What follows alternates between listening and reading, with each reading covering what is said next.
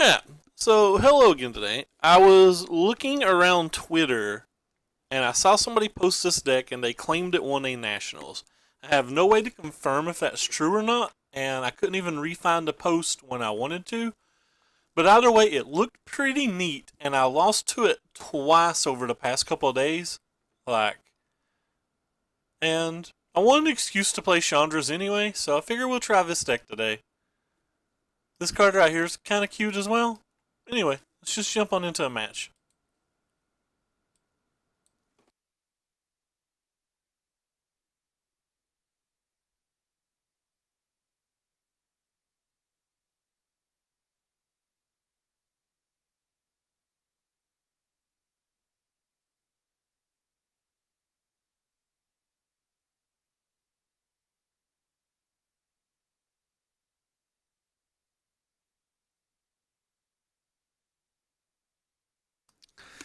Dwarfs and vehicles and vehicles and dwarfs. Let's go. Um, well, this hand has to be. If this deck's good, this hand's good, right?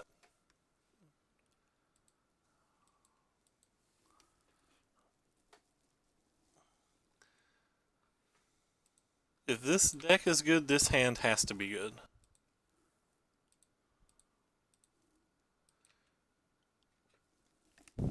Go ahead and get my favoritist dwarf.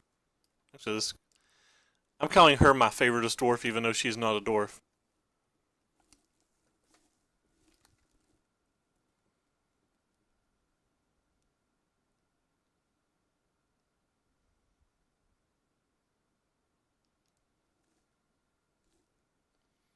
Oh, we're playing versus potentially that Mardu deck, which is kind of a cool deck.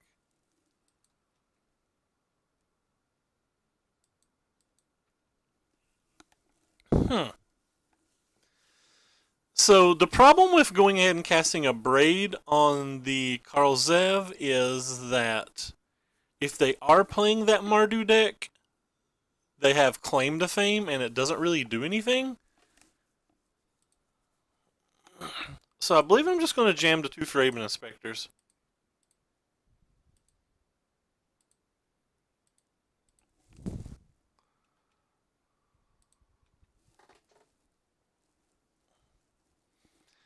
I believe the Thraben Inspectors followed up by the Etherspear Harvesters probably a better way to try to win this game. Our Toolcraft Exemplar will have first strike.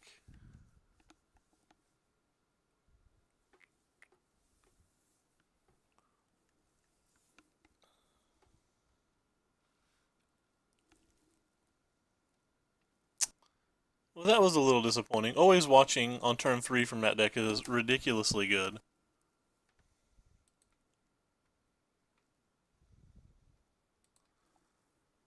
We go ahead and play the Harvester.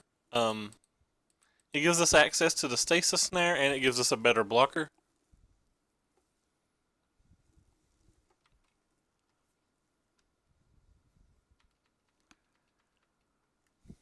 The build that I played of that deck ran 0 Abraid's main, so the Harvester's probably going to be a good blocker. I have to just assume it's going to be very similar, right?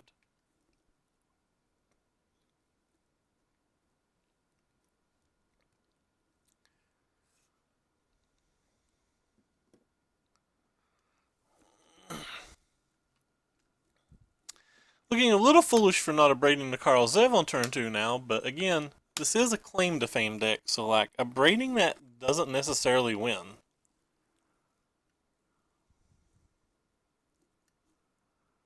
In fact, it could just be actively bad.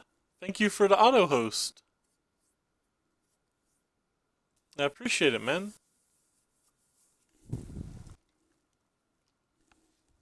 9 viewers. Hello, 9 viewers. How art thou?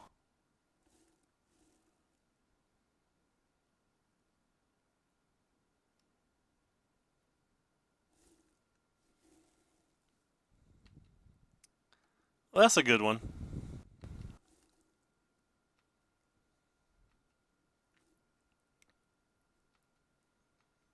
Hmm.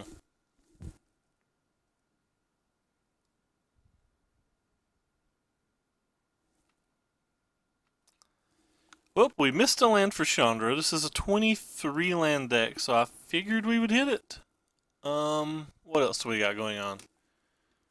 Can't really attack.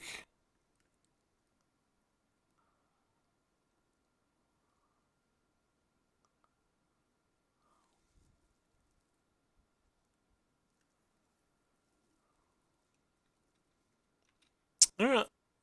I guess we're just passing the turn back then? Wishing we'd hit our land. They're probably wishing they hit their land too. Keep in mind they are a Glorybringer deck.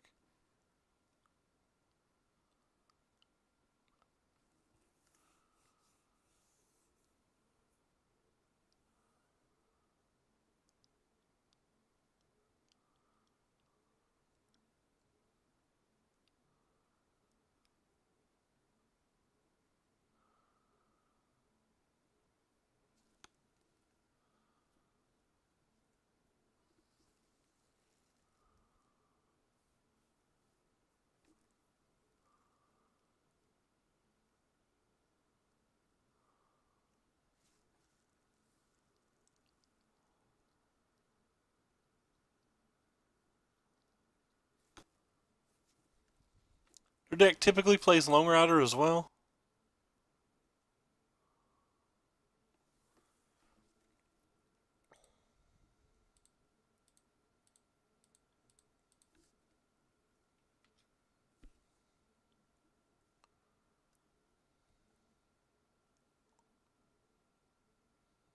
And a little 2/2 Lone Rider there.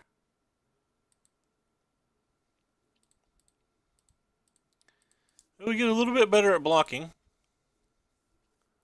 Again. Not great yet, but holding the stasis, being able to hold the stasis snare for a little while seems okay. Problem is now if they have claim to fame, they get through with the Glorybringer and they flip to Lone Rider, but like, really just can't beat everything at this point.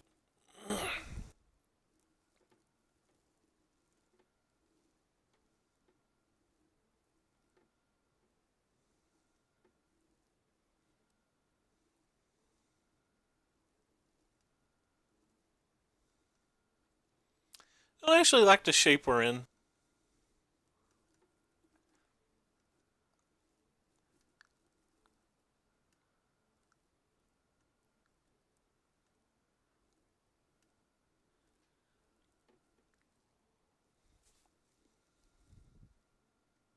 See how the frames are doing today. They're actually not doing that great. So attacking with everything? That's kind of awkward.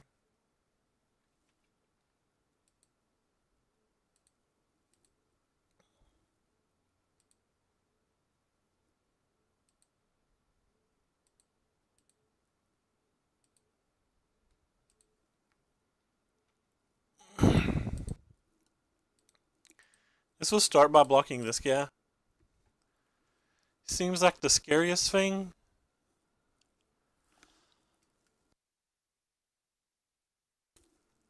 Opponent may be trying to get a cheeky little declaration of stone post-combat.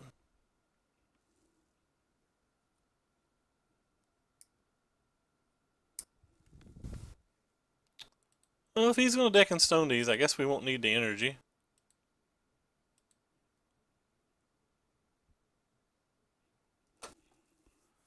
Harness Lightning, that's kind of what I hoped it was when I double blocked.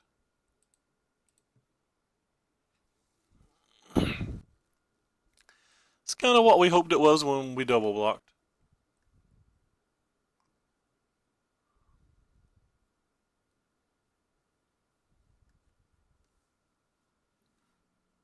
Ouch. Them having that extra land there really was pretty brutal.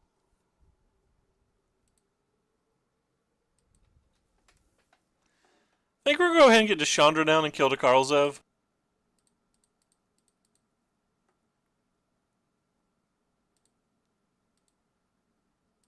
I'm going to lose one of our things like this, but let's save everything to block one more turn. If he has a Glorybringer, Chandra's dead either way, but if he has a Glorybringer, He would have to all-out attack to kill Deshandra? I guess he can't kill Deshandra no matter what, can he?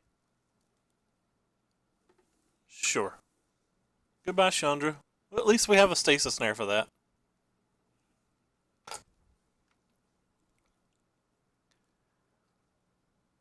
So we actually save Deshandra if we want.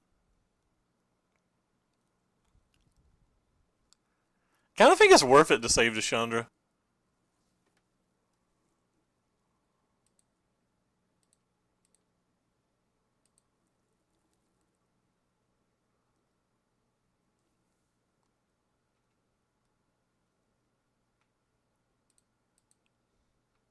I believe Deshandra to be more valuable than Zephyr Spear Harvester.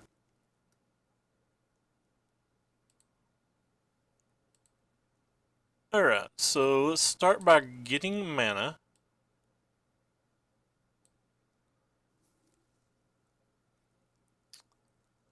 And playing the one big enough to do blocking.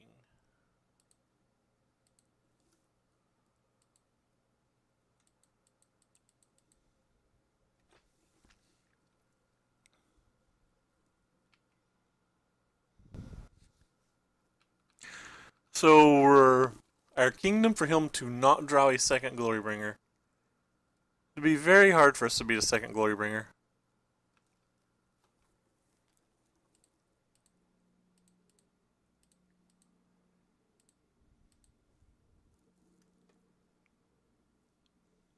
Very hard for us to beat a second Glorybringer.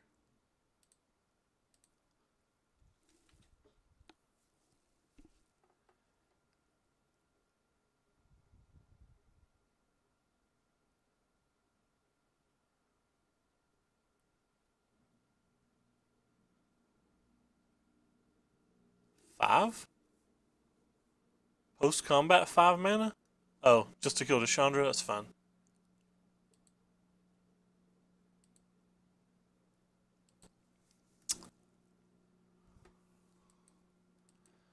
So I believe I would rather sack a clue than to look for a vehicle. Not 100% sure about that. But I believe I'm wanting removal spells more than anything right now.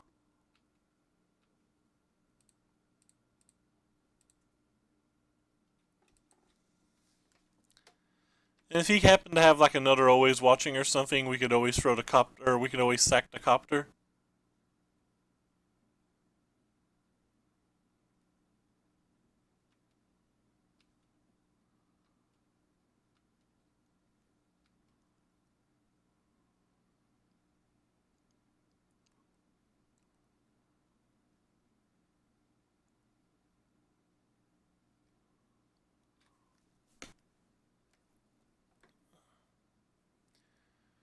So he has 3 cards.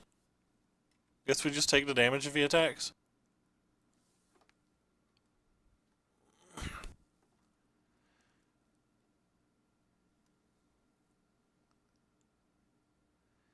Guess we could like quad block it or something. Probably block it with all 4 things if he attacks. The most I lose is 2. He's only got 1 card in hand, so he couldn't save his Lone Rider if he attacks. Yeah, definitely just going to block it with a bunch of things.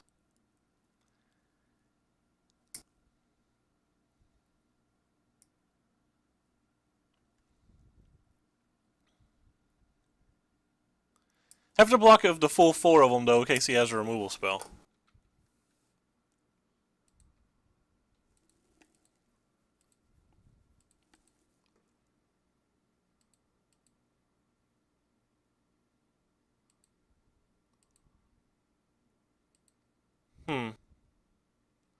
Let's start with sacking of the clue.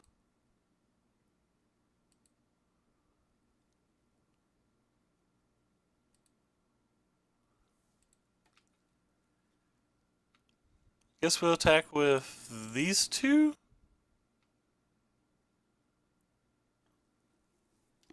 I'm just not going to use that again.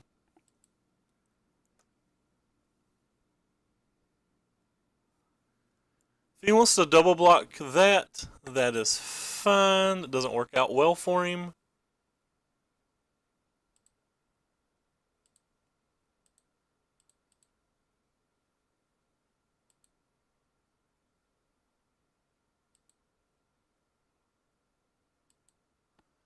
Could still have a removal spell, but he would have probably just used the removal spell instead of even letting me attack. I didn't expect to be doing well this game. Still not over though. Like even a Glorybringer right now is pretty brutal. We have one more Stasis Snare in the deck to kill a Glorybringer. We have one more Harness Lightning and one more Abrade too that could like double up with some kind of block.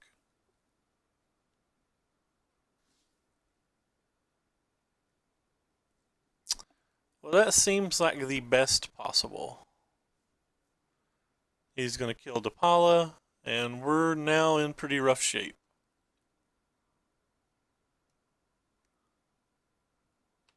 Alright, well, we're drawing Finn now. It's a 3-turn clock, and we're drawing very, very Finn.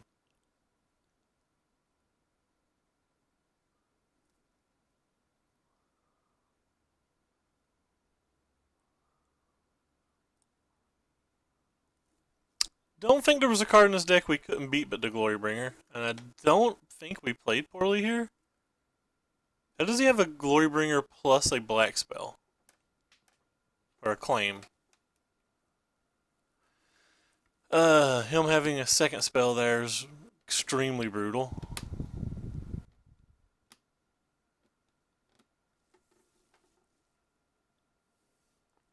He's just not going to play it this turn?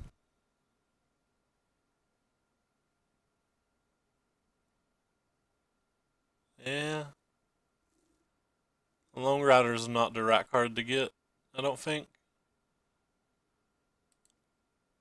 Oh, this card does nothing.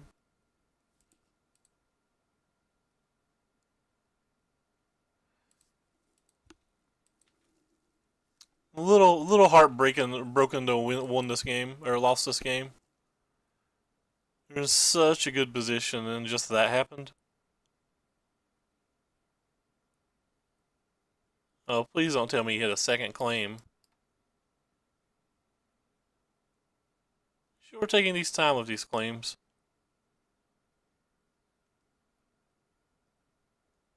We'll have no out if he drew, like, Glorybringer claiming the claim over 3 draw steps from an even board state.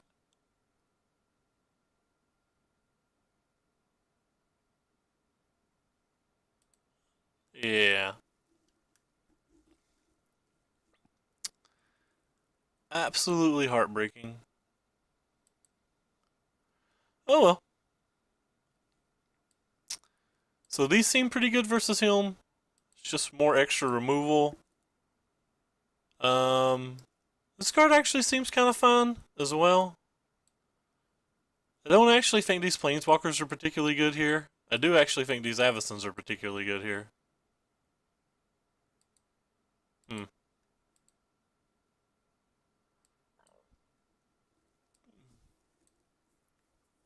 So, what 5 cards would I be sideboarding out then?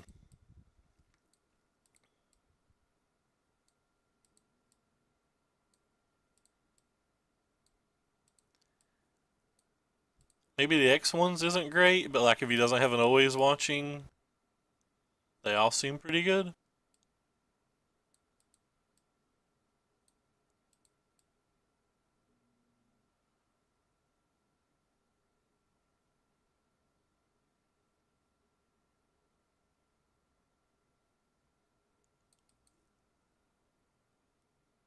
Huh.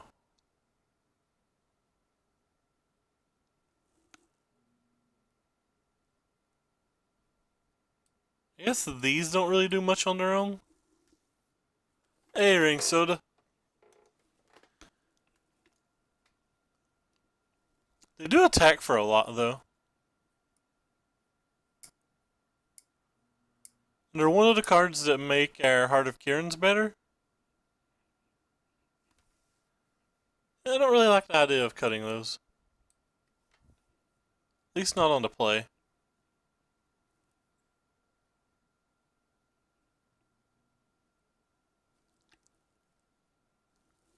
Really have no clue what to cut. I guess minors are worse than those. Maybe I just have too many removal spells as well. Maybe I don't actually want all of these.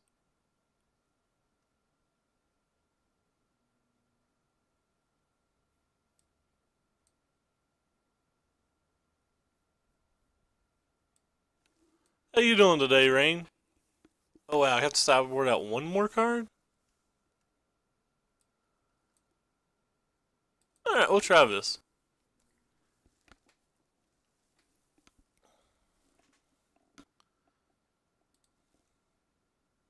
Well, this hand seems good again, but then again, I thought last hand seemed good.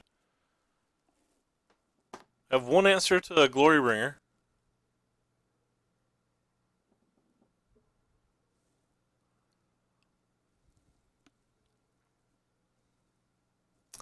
Opponent mulligans. We have no removal.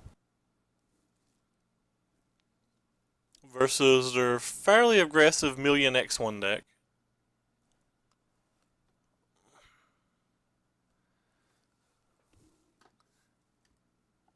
See anything you really like so far?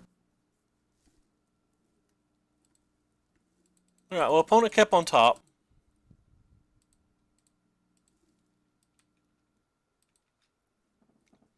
We're versus the Mardu deck that we streamed a few times.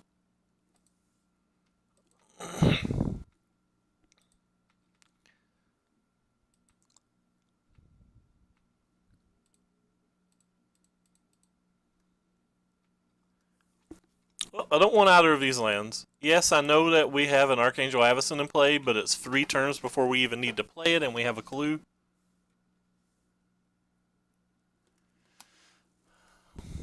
I would have really liked to got a hold of a few foil ops before they went crazy in price.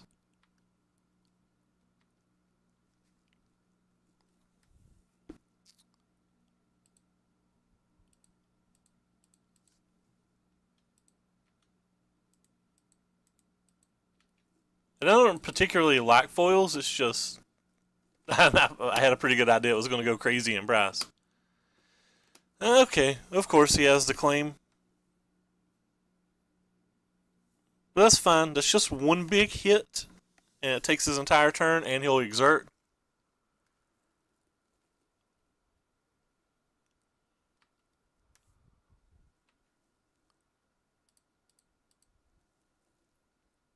Second Avacyn should be decent.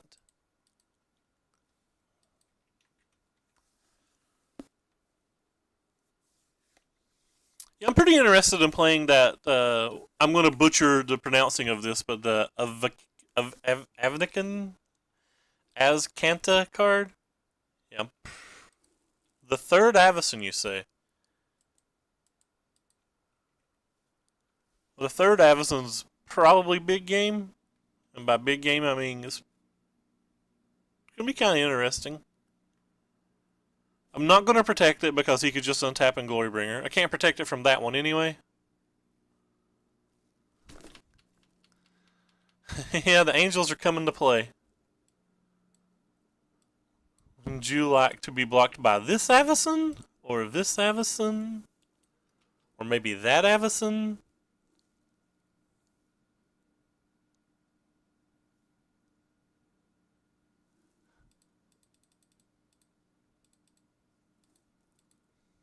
Let's start with this Avacyn.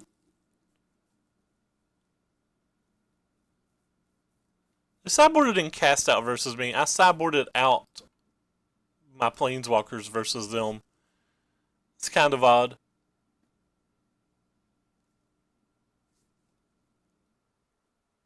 They brought in Anguish Unmaking versus me too? Wow.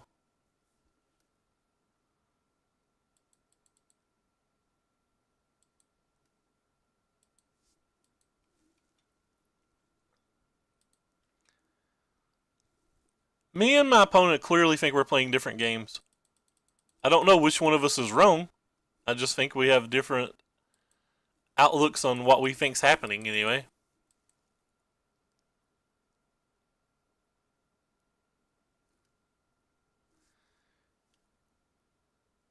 Should be tapping double runes to sack the clue. Not okay. He figured it out.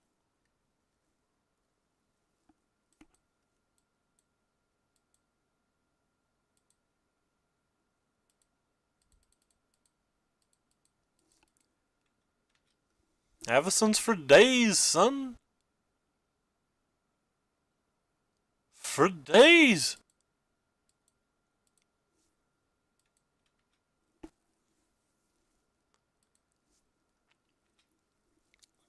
Just gonna hold back the stasis snares now because of Glorybringer. Actually, if he taps the Glorybringer, I'll probably. Yeah, if he taps the Glory, if he like casts and plays the Glorybringer, I can sing a little song and do a little dance. And use Avacyn's tonight.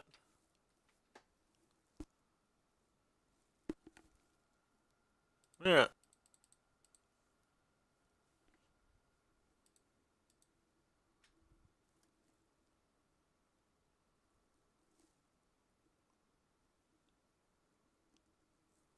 Let's see what our opponent has now.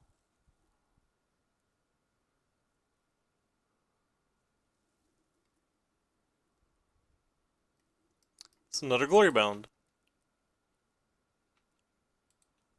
I feel like I am duty bound to tell them that I don't care about their Glory Bound.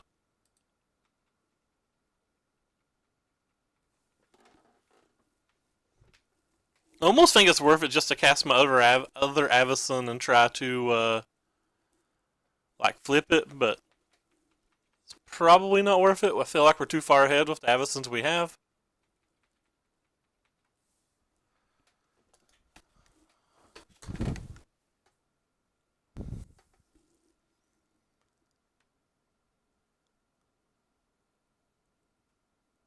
Alright, so he has a Glory B now.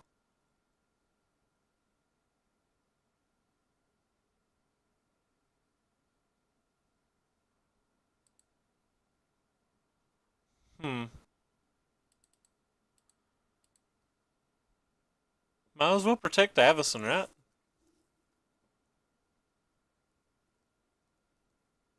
If we class the second Glory B, we just like block, flip an Avacyn.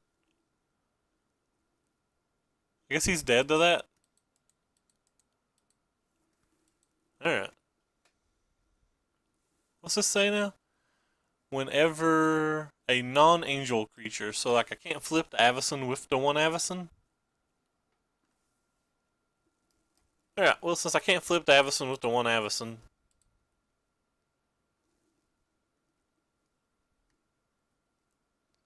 I had to read it. I thought there was something that made that too good. So I had to do some reading.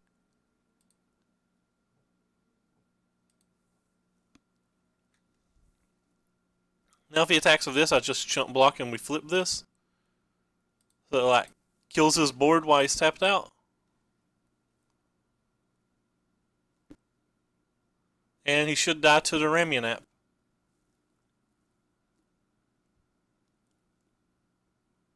They're legendary. I can't have both Avacyns in play at the same time.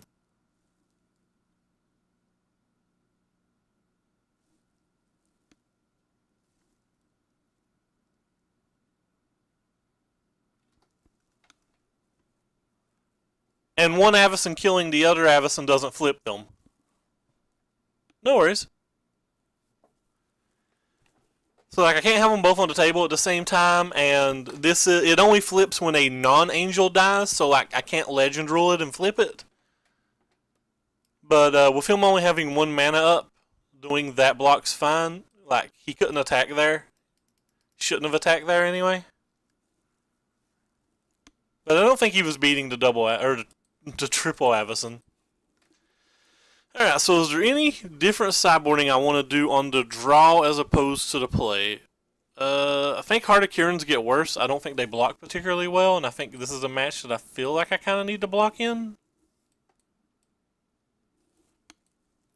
They do block Glorybringers well, but only if they don't have their one thing. Yeah, we're going to get rid of the Heart of Kiran's on the draw. We're going to bring back in these things. Wonder if it's worth it to have a Nahiri just to kill an always watching. Like, Nahiri seems pretty bad versus, like, the deck full of manlands and stuff, but some chance that it does something. What do we got here? All the lands in the world and a couple removal spells. Alright, we'll try all the lands in the world and a couple removal spells.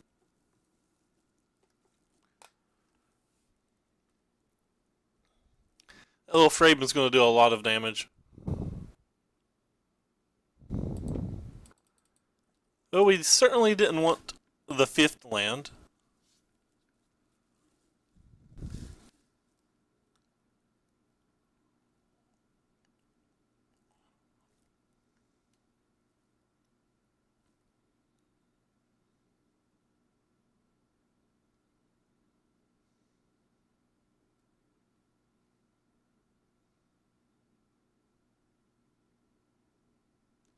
Double Avacyn? Oh yeah, this is going to hurt this game.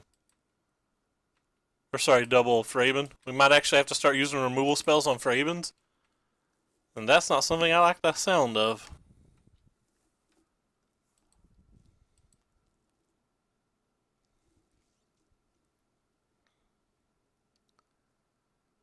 He's got an always watching? Alright. Well, we can't take that much damage, so.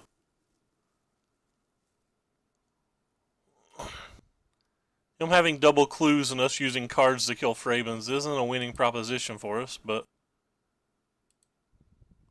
Our own Fraben. That gives us something to do with mana next turn.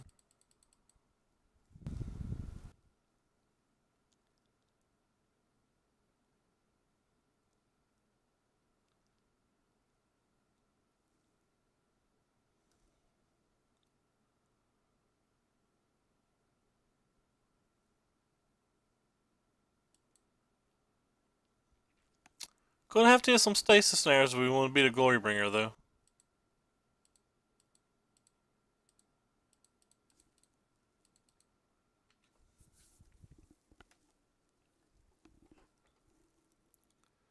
There's 4 of them in the deck.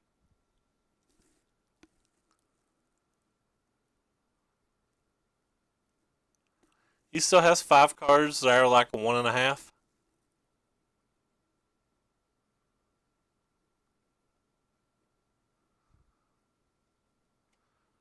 Always watching plus Needle Spires is actually a pretty strong combo itself.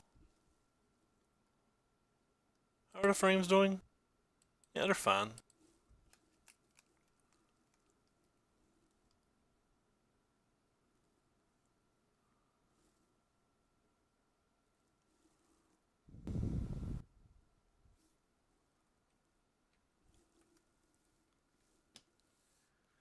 Yep, trying to sell Red White Dwarf deck. I heard that it did well at the Nationals. I do not know if that is an accurate statement or not.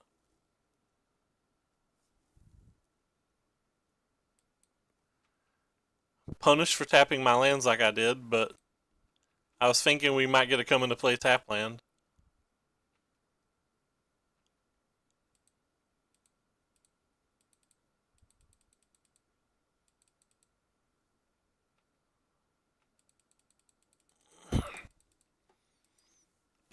So they have 5 cards in hand. They didn't play any of their 2-drops on turn 4. So we're probably getting beat by multiple Glorybringers now. We can't even beat the 1 on board. Can't beat 1 yet on board. How you doing today, Vladimus?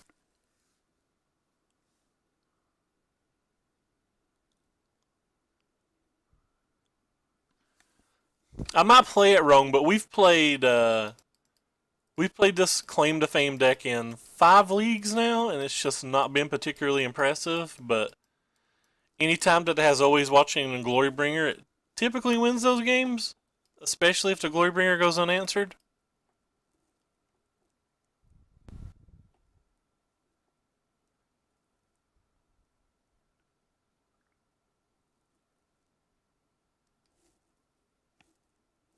At least could have been worse.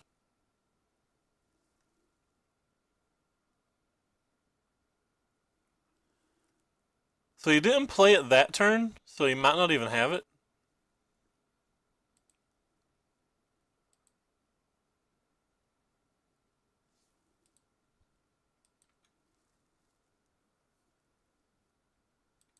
What's next week? Are pre-releases next week?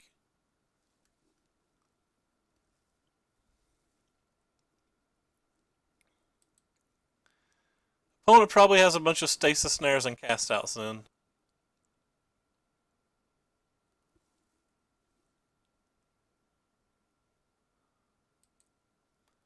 Glory. Yeah, I think the paper pre-releases are definitely next week, right?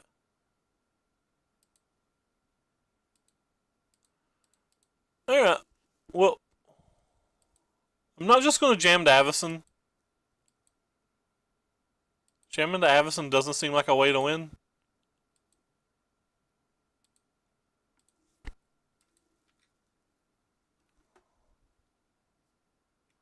Yes, always watching's doing some work.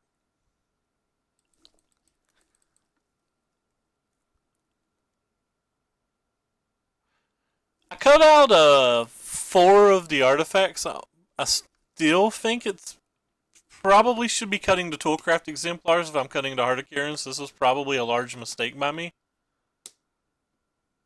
Like, the more I think about it, the more I think it was a bad mistake by me.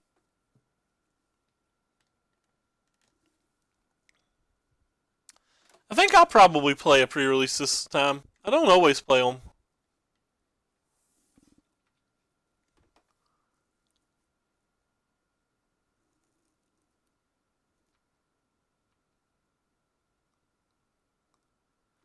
If he's doing that, he's just trying to bait this, right? Like, he's got a Harness Lightning or something. Guess if he has a Harness Lightning, I still get to kill the Needle Spires, so it's not the end of the world. It's just not great for me.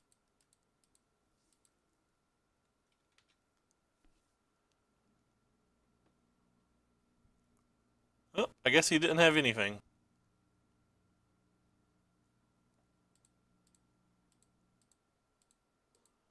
Just wanted me to cast Archangel so he can cast a Glorybringer? Like, he still has 4 cards in hand, so he has to have something.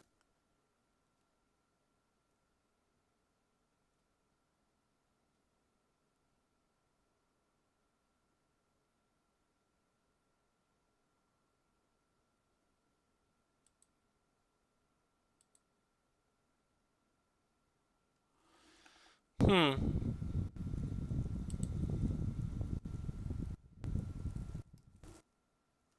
Can play that thing and flip it, which would keep my Avacyn alive from Glorybringer. But it would also kill the board, which I'm currently ahead on.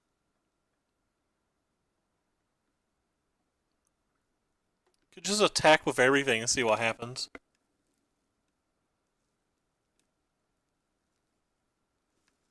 Could fire up the Needle Spires and send it.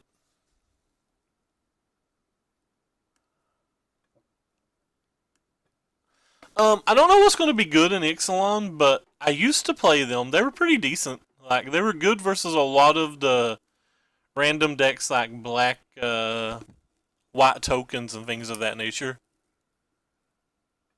Huh.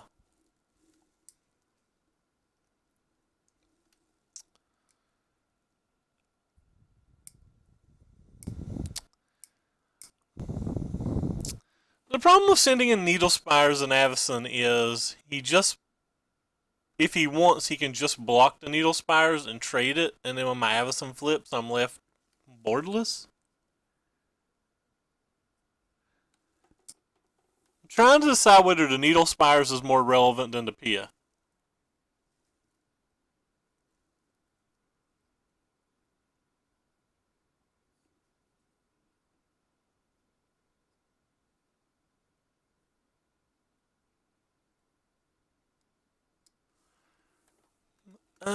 Getting in for 8. What does getting in for 8 do, though?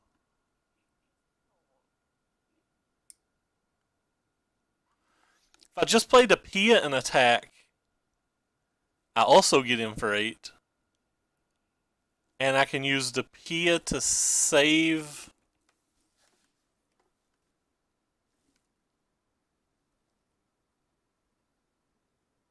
save Avacyn from Glorybringer?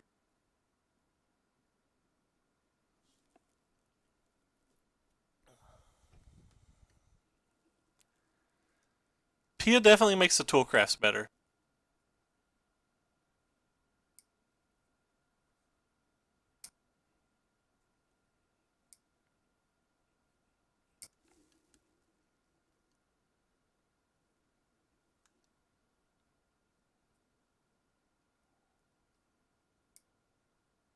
I just don't have a good option here. All of these options are bad. Just gonna play this and send the team. I don't care if he blocks one of these with the Fraben. Because if he kills my things, the Avacyn's flipping anyway.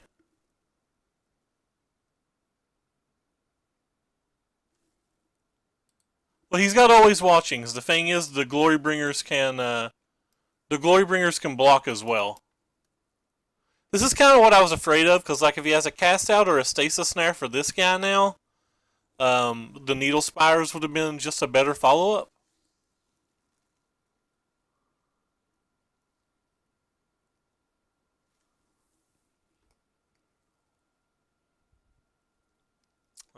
Yeah, claim to fame. That's a good one. It's about half my life total.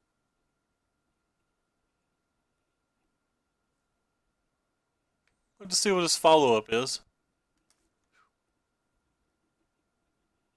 That's a ridiculous amount of damage though, and I can trade them, but does trading them win a game? Not trading them doesn't really win the game either though. Guess I could take the hit one time and look for a stasis snare. Yeah, we have stasis snares in our deck. We have a braids. We have harness lightnings.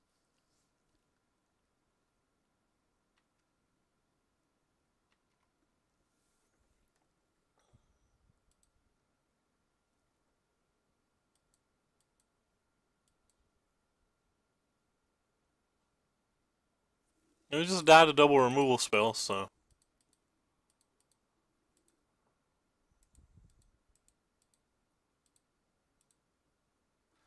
Maybe I should have blocked last turn. Pretty far behind.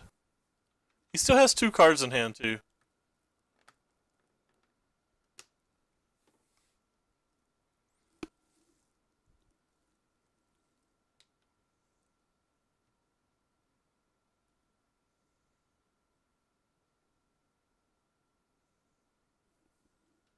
That card's pretty good here as well.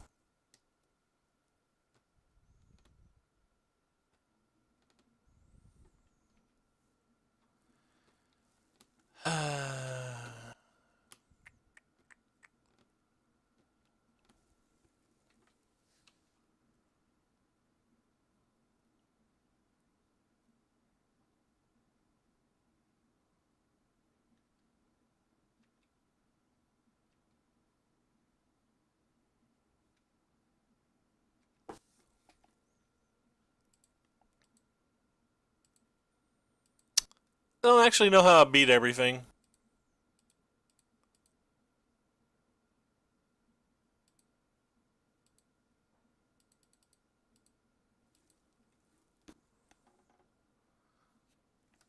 That just delays the inevitable. Another Archangel's my best draw, I guess. And like, it still even loses? Yeah. Alright. So we're dead on board.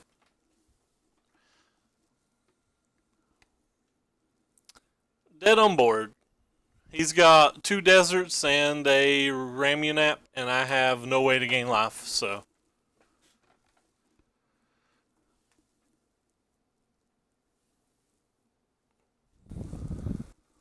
Alright. We won't waste the time, I don't think. We'll just go ahead and concede to him. I thought we were going to win game 1, then he top decked Claim to Fame, Glorybringer, Claim to Fame over 3 turns. Might have played that last game too passively. That might have been a game I could have won had I played more aggressively.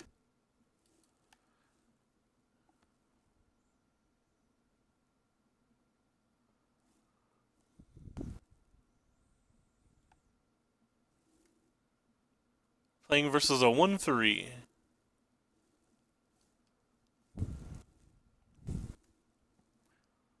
Oh, this hand seems fun.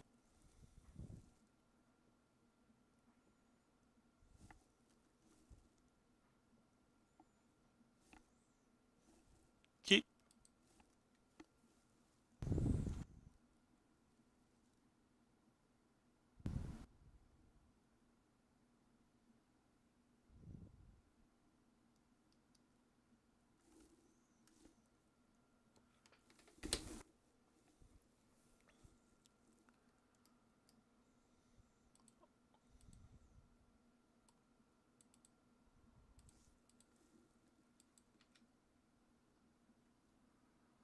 Yeah, we didn't draw. Well, we sideboarded 4 of the 8 out in game 3, but we didn't draw any in game 2 or 3, for that matter.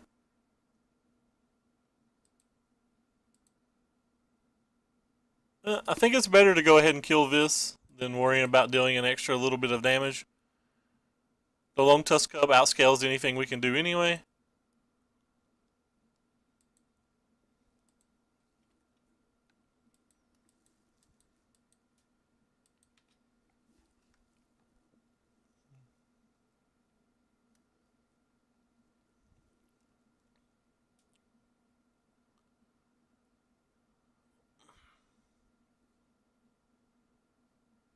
Okay, yeah, we're just dead. There's not enough removal spells in this deck to beat that deck, I don't think.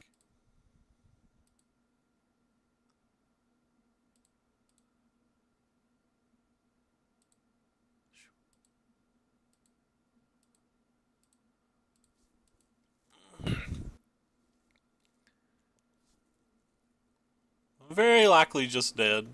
I don't even know if this deck can beat a Bristling Hydra. Especially without drawing a vehicle, anyway.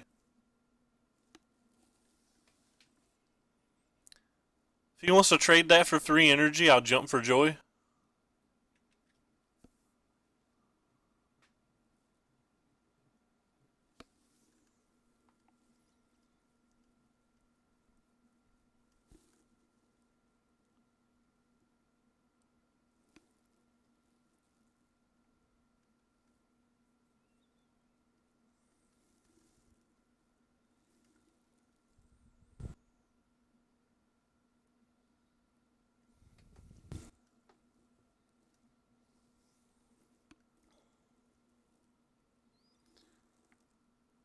Red Rover, send us no blossoming defense on over.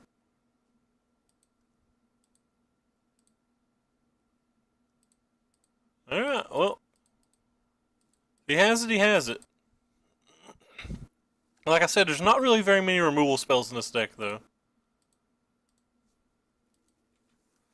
The fact that he missed a land drop means he very likely has it.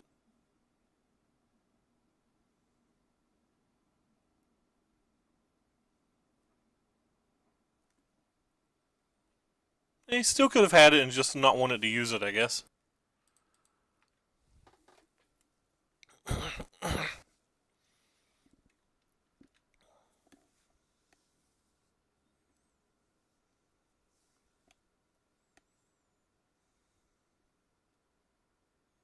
Wow, they have Cropper in their main deck.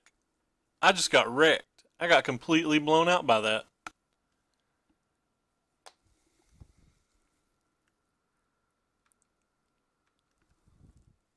Okay. It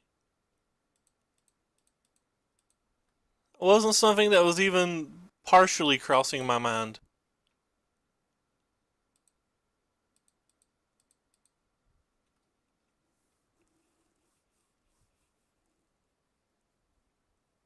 I think I'm just going to keep attacking. Like, he currently doesn't have lands, so I just want to put pressure on him.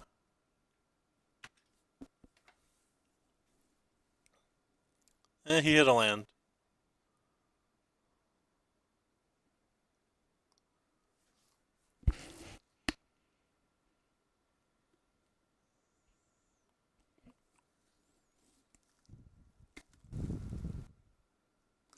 We found a vehicle, though. A second Cropper? Alright. I guess we wasn't even winning the race. I thought we were winning the race by a mile.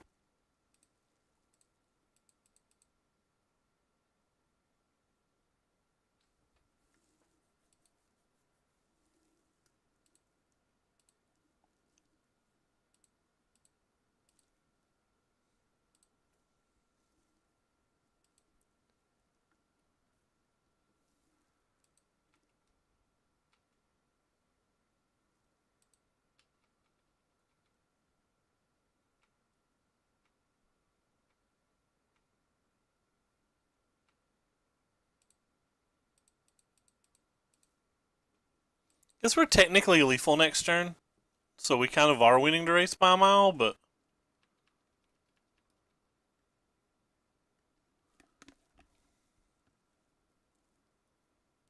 he's got 4 cards in hand, so there's a lot that can break that up.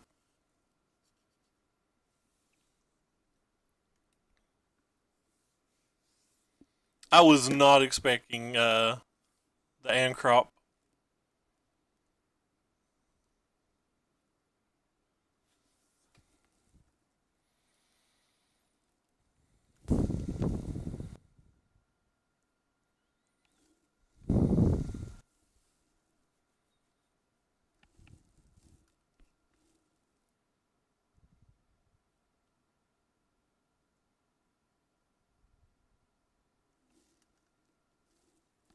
Yeah, so I guess he doesn't have anything.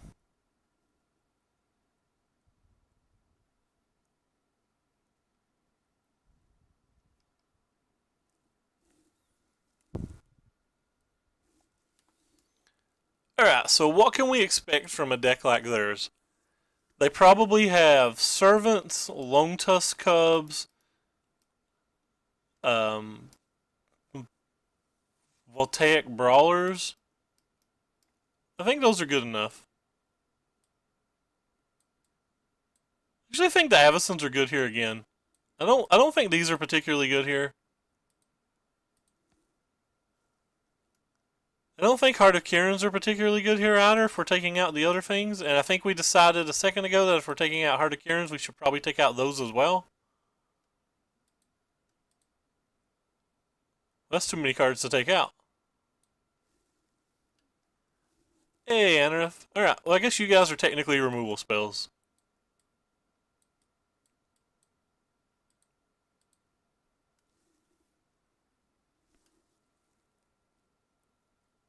Yeah, we're on the draw. I'd probably bring that land in on the play. One moment, guys. I have to mute for a second.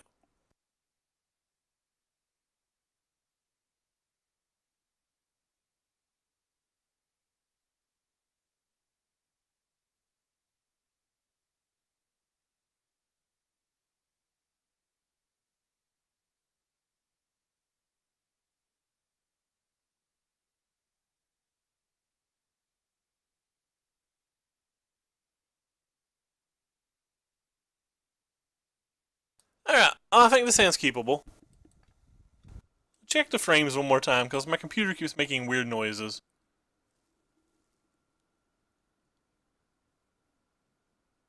Yeah, it looks like we're playing against Pummeler. He had Ancrop Crashers in the deck. That's kind of an interesting change. I've not saw that yet. I have no idea whether I think it's good or bad. Just noting that I hadn't saw it before. Alright, well, we're easily going to try to kill that. Just going to use the Harness Lightning. The Braids seem a little bit better versus the Pummelers.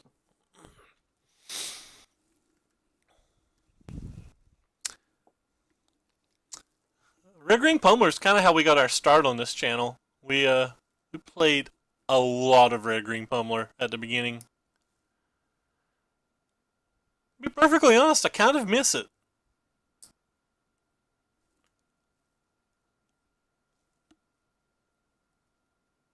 If our opponent doesn't play a spell here, that'd be just great. Or maybe just an attune. Alright, they didn't play a spell. Interesting.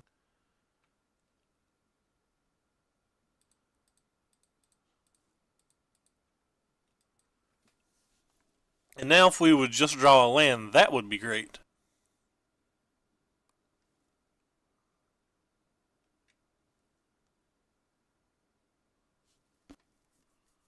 Untapped land. Preferably of the mountainous variety. Kinda need to dodge Bristling Hydra. I think we'll have problems beating Bristling Hydras. Untapped land? That's not an untapped land. Well then. I guess we're just dead if he has blossoming defense. There's like literal nothing we can do about it.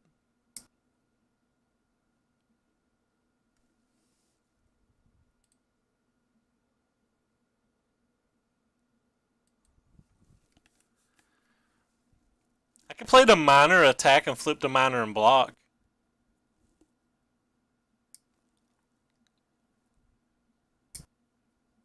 Means he'd have to have some kind, at least one way to gain energy to beat us. So what's more likely? Him having a way to gain energy and an inspiring vantage, or him having a blossoming defense and any one of the spells that provide 4?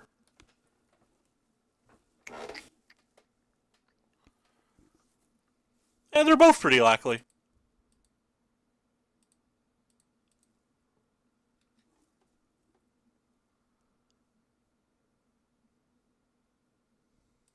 Yeah, no blossoming defense. Well, that's good for us.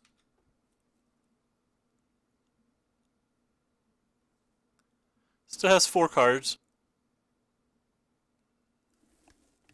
It is 7. That is not a land again. Alright, not a land again, you say? Well, let's go look for lands then.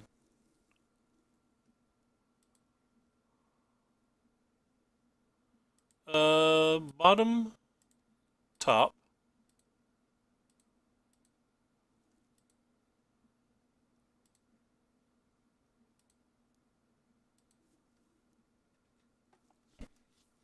Just for F6 value. What is the spice? What spice? What are you asking about?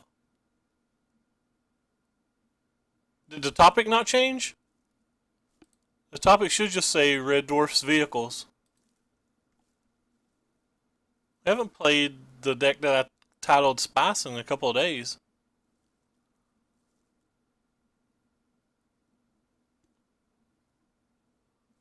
So he does have an abrade.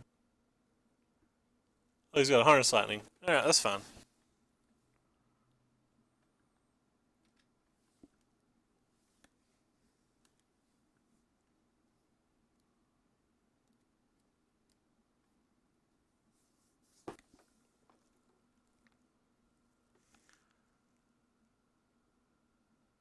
Oh, there's nothing real spicy in this deck. Like, I saw this deck on Twitter and some guy said it won French Nationals or something, and it beat me the other day, so I figured we'd give it a try.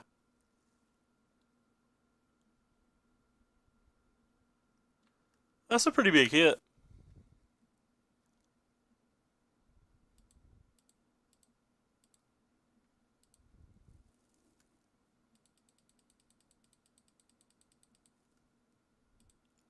I guess I can't F6 anymore after I play this thing. That's kind of disappointing.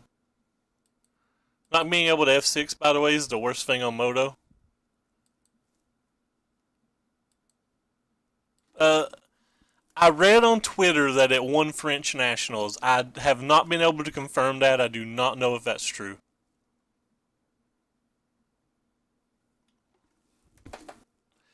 It's just something we read. But this isn't terrible then. We still have a stasis snare for the next non-bristling Hydra threat.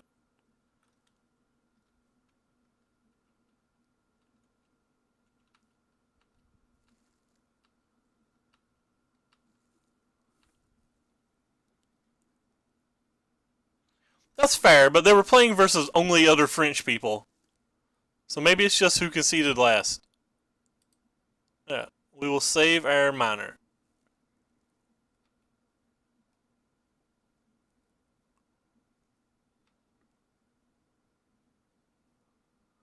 We don't have any energy now, so we can press F6 now.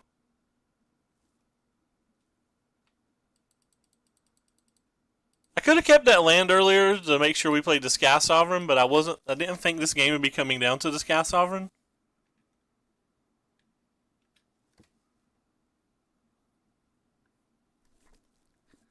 And I thought we'd have multiple extra turns to find another.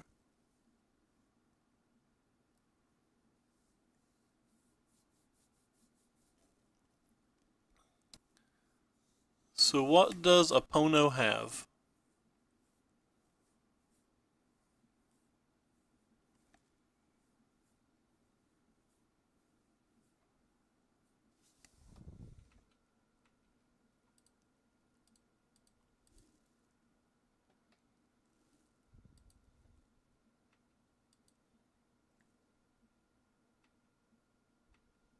Well, now he can't kill the miner if he did have a removal spell. I'm not going to play the second miner because some of those decks do have sweepers in them. It lets us hold up a spell snare in case he had Glorybringer or something anyway.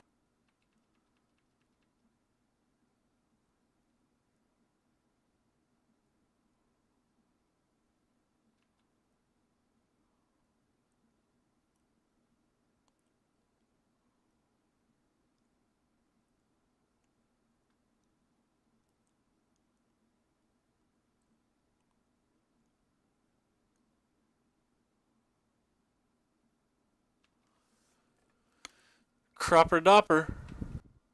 Well, if he attacks with it, I'm probably just going to Stasis Snare it to preserve our life total a little bit, even though we have the Sky Ship, and this seems like it's probably not worth it. Alright, he's done. Alright, 1-1. This deck's kind of cool. I don't know how good it is, but the miners have entertained me.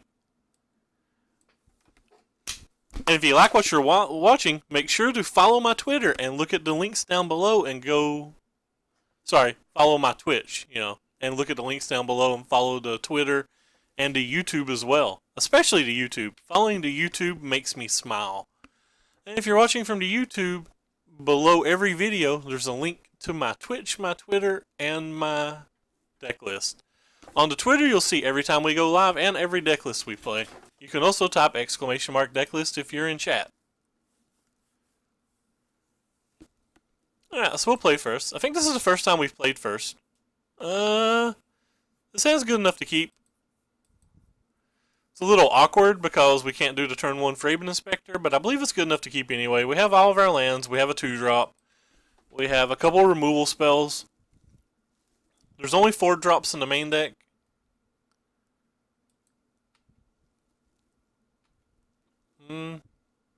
Let's go ahead and get the Veteran Motorist out.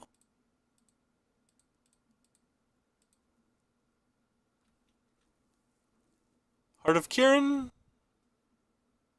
Probably not good enough to keep. It's too likely they can have a removal spell.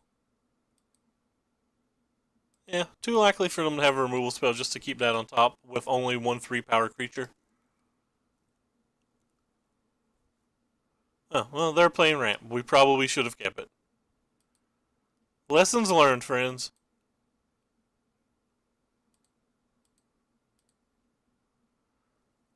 Have no idea whether they're playing Kozilek's Return ramp or Fumigate ramp, but either way, we're just going to get some stuff out on the board.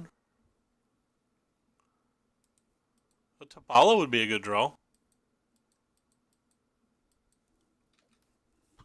One time no Kozilek's Return.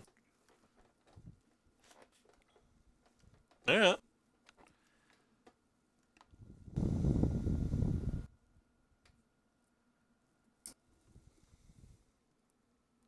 Gift of Paradise is a good one.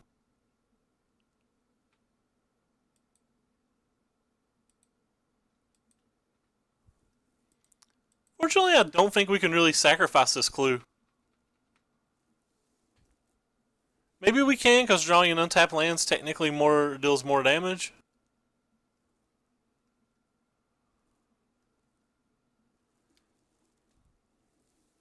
Fumigate. Alright, well, we can definitely sacrifice the clue now.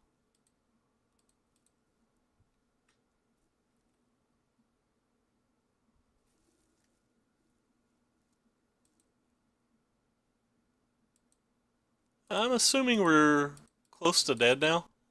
Missed the land drop too, which is unfortunate. At least we hit something that can't be cast outed or anything. Still at 15 life though. We had a pretty fast draw as well. They start casting Eldrazi next turn.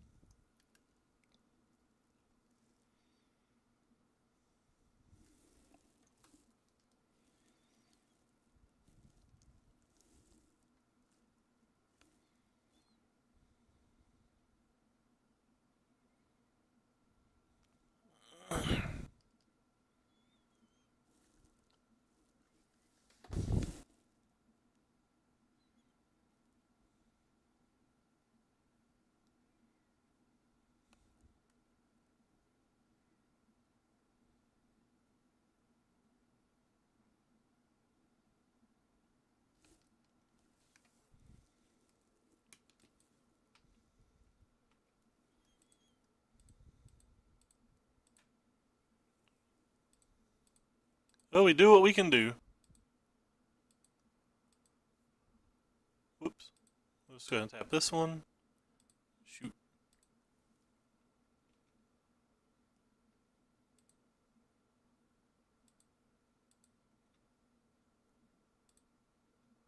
Not worried about a haste blocker or anything.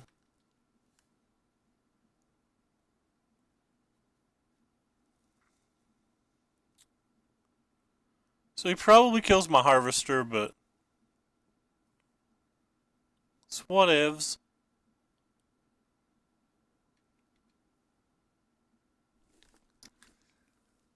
It'd be wonderful if he just kind of like messed up here and sacrificed both Sanctums of Ugum. We do a little dance.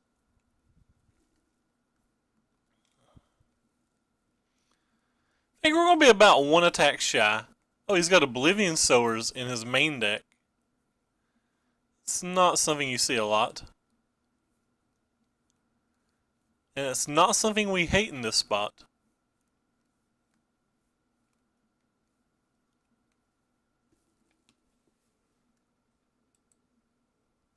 It's not something we hate at all in this spot.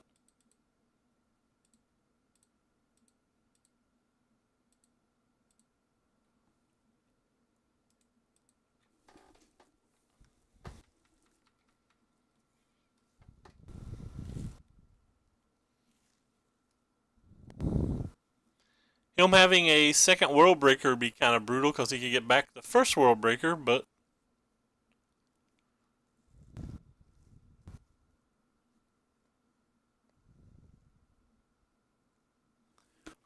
why is my computer continuing to make that noise? No World Breaker, just play a Sower. A Sower wouldn't be good for us either, by the way, because they'd probably just Ulamog. Yeah, it looks like we're getting Sowered. Just fine. Gives us some chance for them not having another, like, they could just not hit lands from us, right? A second Fumigate's not something we can beat.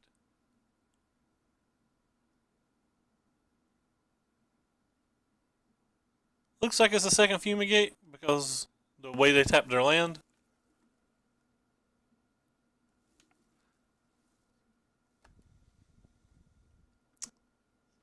Definitely a second Fumigate.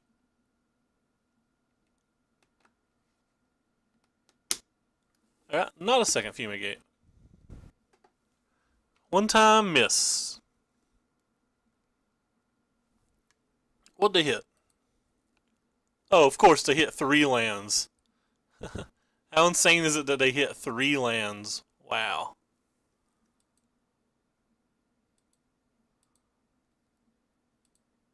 Couldn't just hit 1 or 2. You had to hit the full 3. The full 3 puts them at 10 mana for Ulamog, by the way, is why that's so bad.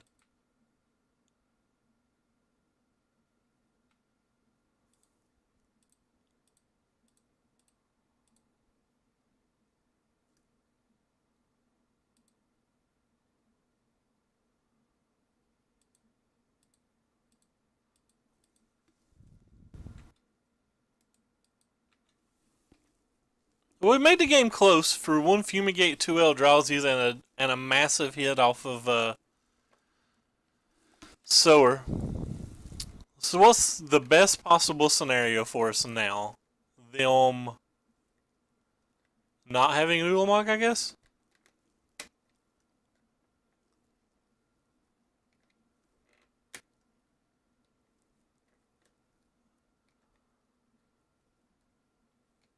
No, obviously an Ulamog.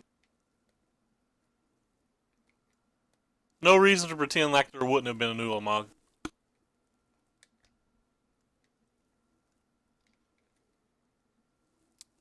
At least they had a land in their hands, so if they'd hit 2, they would have still got it as well. That's an interesting 2 to bring back. So now we can just draw another Ramunap and win?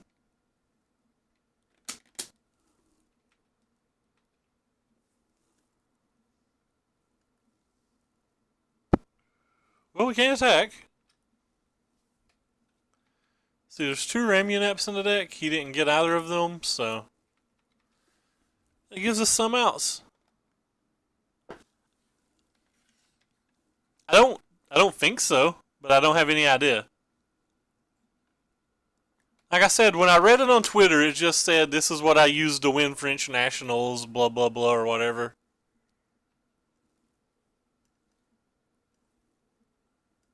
So they're just attacking with that guy?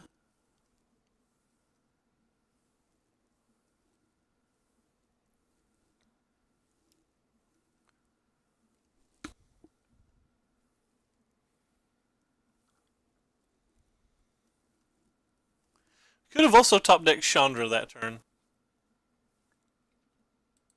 So what's our opponent hit? Well, he didn't hit our 1 out. He didn't hit a Chandra either, so.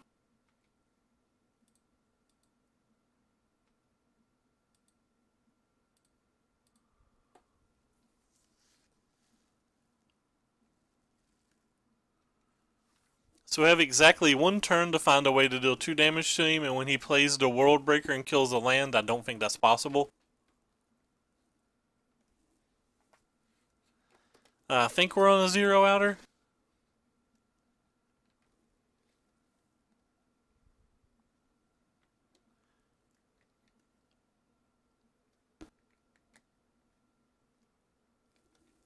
But who knows? Maybe opponent will make some kind of other play.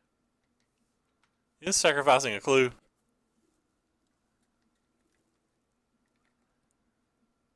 Could incorrectly choose the Ramunap runes too, which would give us a 1 in 20 out. Actually, to give us a 2 in 20 because we could hit Chandra if that was the case as well.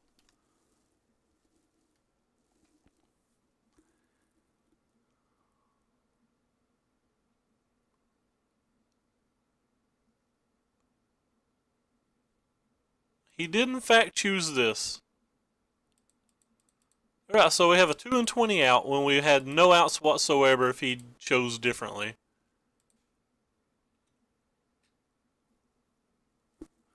So any Chandra or any extra Ramunap wins.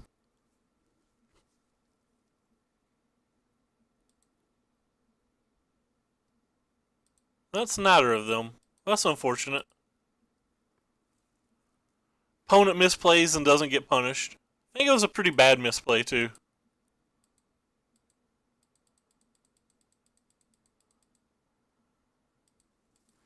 Alright, so what's good versus ramp? Clearly, none of these removal are particularly great, but they do kill cats and things, and killing cats and things does things. Um, Gideons are probably good. I don't know about the Chandras. Chandras might be okay. So, like, this is the core of what I want, I believe. It's just 19 creatures? Wow, this deck's kind of light on creatures. I don't know if I want the Skyship. Skyship's 5 mana. And, like, they have a bunch of cast outs and they have a bunch of world breakers.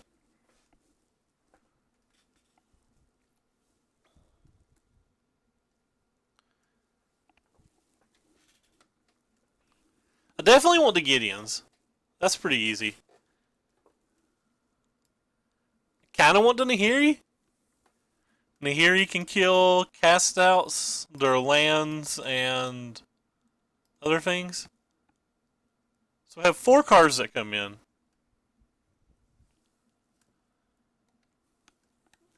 Probably the Stasis Snares. And then some combination of the Planeswalkers is what I'm thinking. So, like, these 8 cards are what I'd be considering here. I tend to like the 5 mana ones a little bit less because on their turn 5 they're just playing World Breakers if their deck's working right.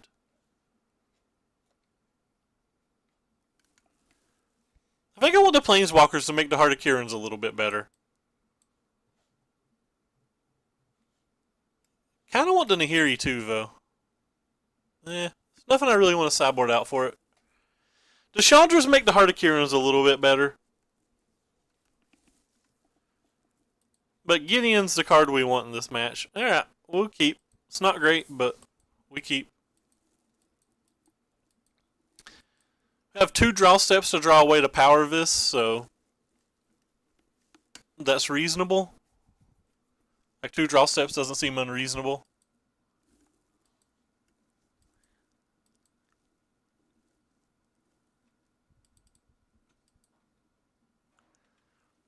Especially as many as they are. Like there's Depalas, there's Pias, so that's 4.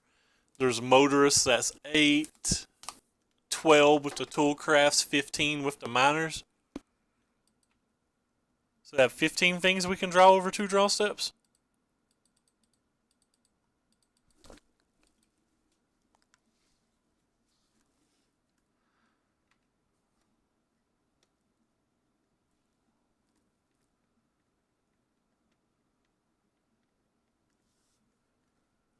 Is that the forest he showed us? It is. That was none of those 15 things. That was just another Heart of Kiran. Well, I want to go out on a limb and say Drat.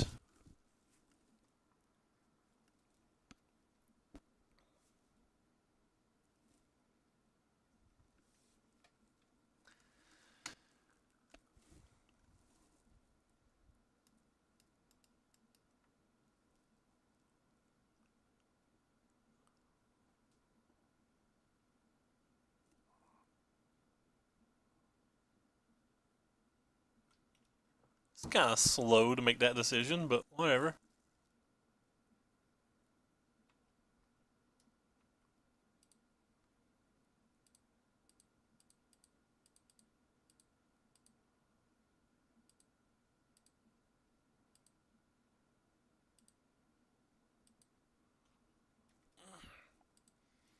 It's a fast clock now, especially if he doesn't have a Regal Caracol. Because the Needle Spires can start attacking next turn as well.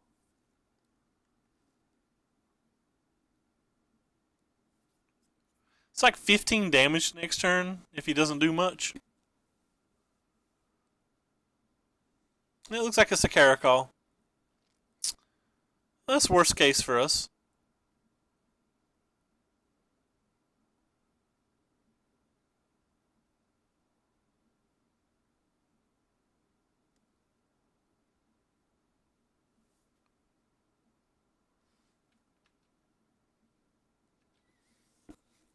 Hmm.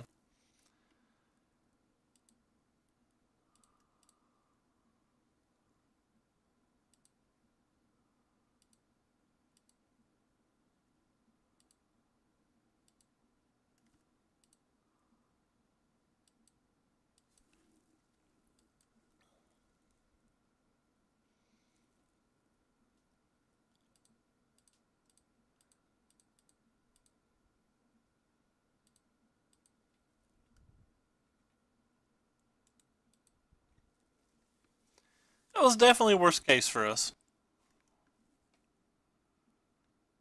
Not the end of the world though. Still takes 5 damage.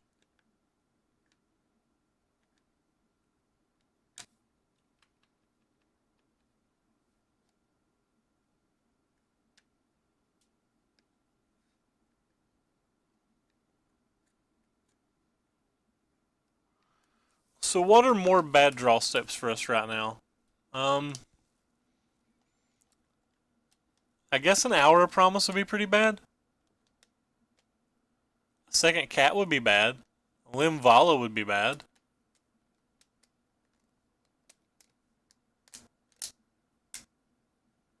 Probably close to dead if it's a Limvala. With Quarantine Field? That's not that bad.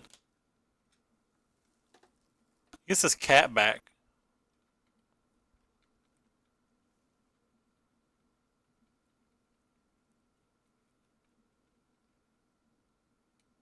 Huh. I guess he doesn't want the cat back. He'd rather get the Hardikiran? It's in his hand that makes getting the Hardikiran back better.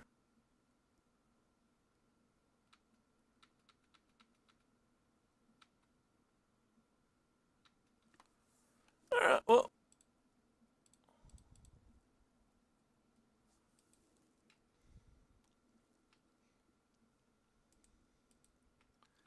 Our 7th land's certainly not any good.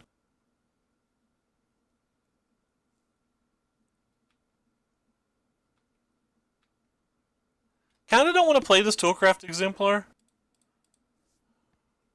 Just casting it into a potential Fumigate seems terrible. I can't imagine many cards that we beat here. Like, we can't beat a Heart of Kirin. Or sorry, we can't beat a World Breaker. We can beat a Fumigate, but that's practically it. Certainly can't beat a World Breaker. Because he just gets his cat back now.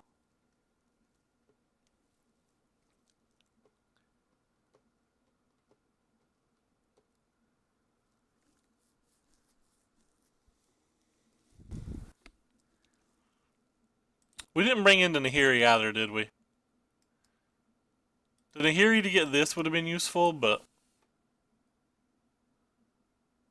he's just not getting his cat back. I don't know about this not getting the cat back stuff. You got another World Breaker? Sure. Alright, we'll play him now. If he has a Fumigate, the game's just over, so. There's no Declaration of Stones in our sideboard, so.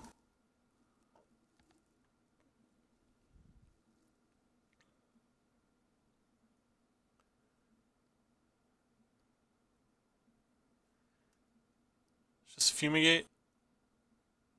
Yeah. Oh, nope. 6 mana for something. And it's a Limvala. Okay.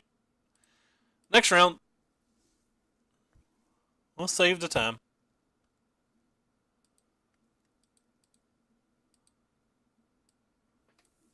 Well, we got smashed again. But that doesn't mean that you should not follow my YouTube.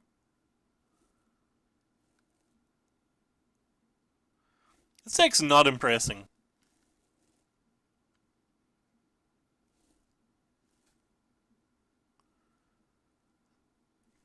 Thank you for following Universal Pizza and Anthony.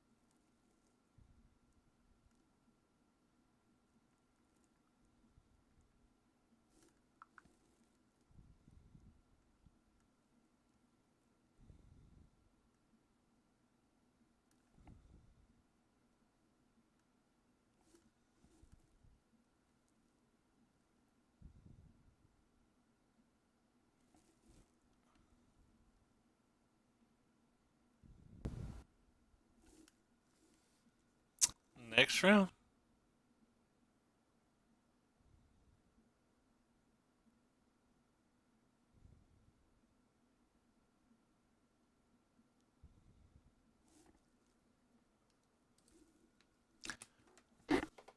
Well, alright, we'll mulligan. Too many lands. We've not had a whole lot of turn one, we've not had a whole lot of turn one toolcrafts, and I think these decks don't win a whole lot without it. I'm going to keep this. There's enough red sources that with Discry that I'm willing to gamble it because I don't have to have it before turn 3. So I get 3 draw steps if you include Discry. And the hand's incredibly powerful. But we could just get in a spot here where we don't cast a spell the entire game, but I do think the keep's good. I mean, we're obviously going to get to cast this, but you know what I was referring to.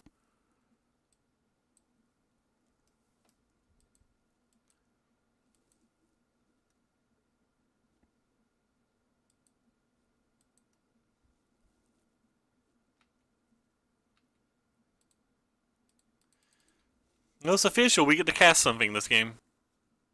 Still would like to hit that red source. Probably be the difference on whether we win or lose this game, or even have a chance to win or lose this game.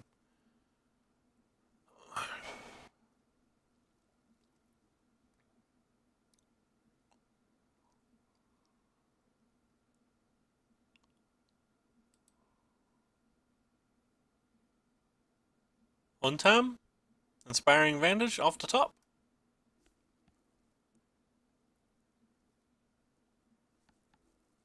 I guess we'll sit here in suspense because our opponent doesn't want to let us draw our card even though he's tapped out and probably should have just already hit F6.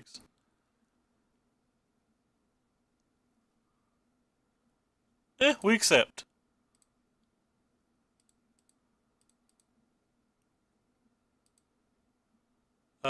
Don't want either of these.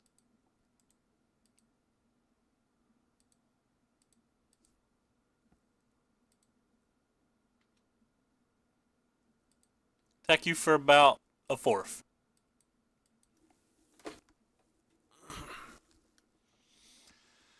Didn't want either of those. So that's the island.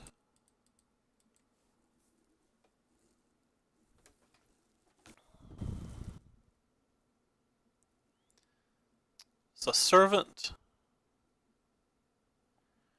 What could he tap at 5 mana that we care about at all? Probably nothing. Turn off Grasp of Darkness if we use a removal spell during our upkeep, though. Or during our main phase, rather.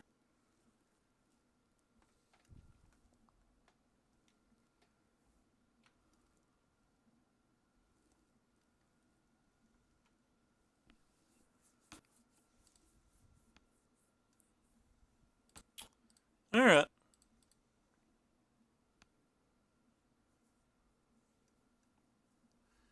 Don't know what he needs more mana for, but I don't want him to have it, whatever it is. Sure, so he's tapping it for mana, and he has an Abrade too. So he's a 4-color deck.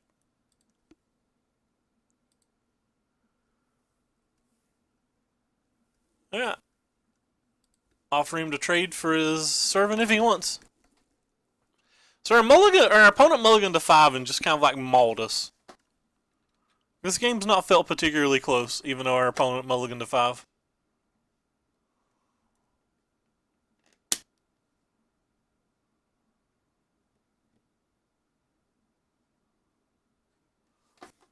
Another servant, yet he didn't trade the original servant.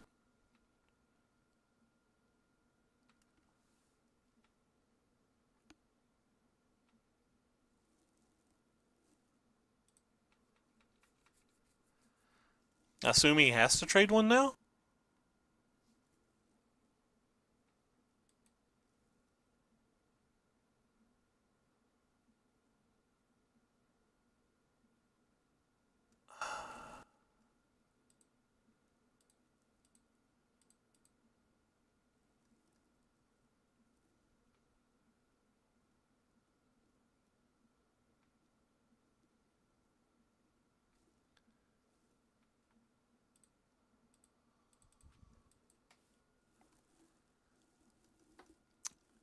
How do we get so far behind this game?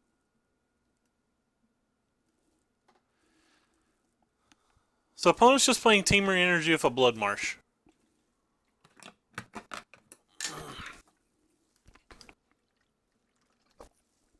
So about 1,000,000 cards beat us. Please no Whirl of Virtuoso. That would be best draw. Alright, we can beat this one.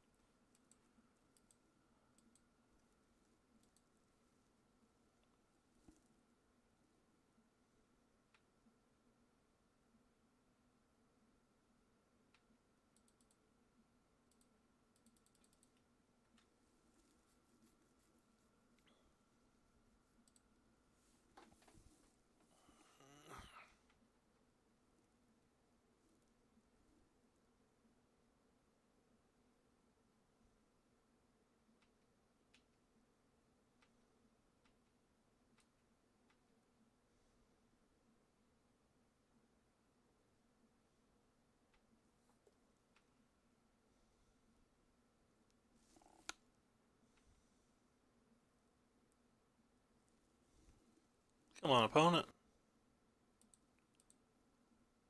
You couldn't have done that at any other time.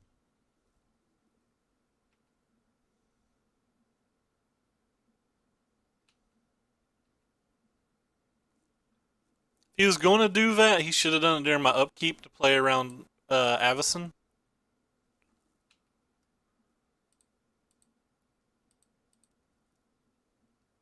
And we'd have got to F6 if he'd done that. It'd have been a twofer.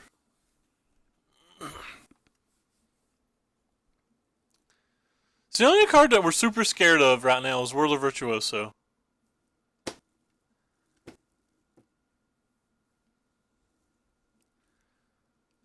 That's disappointing.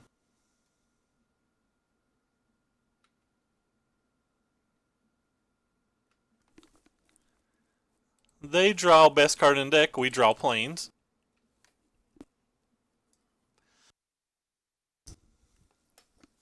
Doesn't seem hardly fair.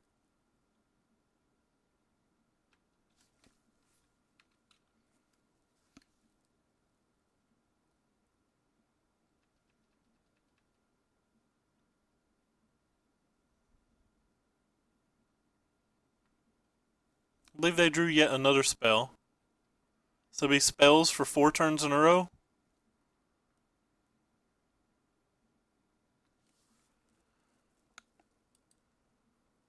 Well, there's no reason not to crew.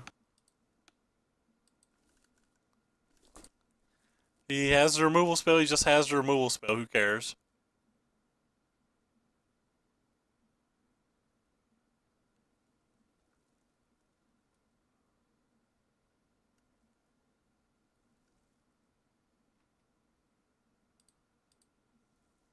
He's letting me block.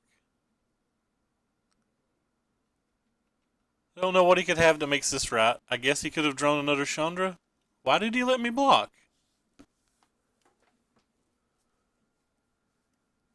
Just letting me block makes no sense.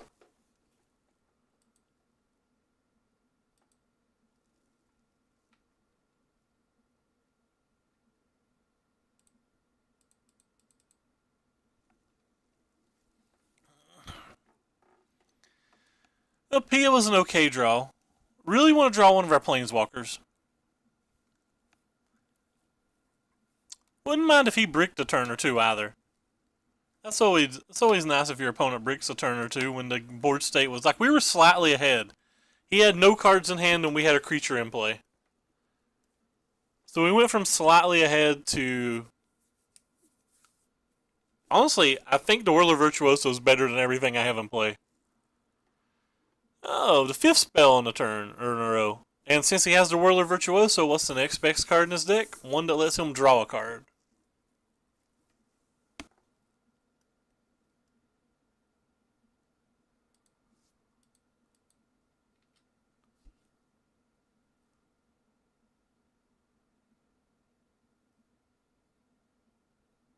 Wasn't a land either. He would have played it if it was a land.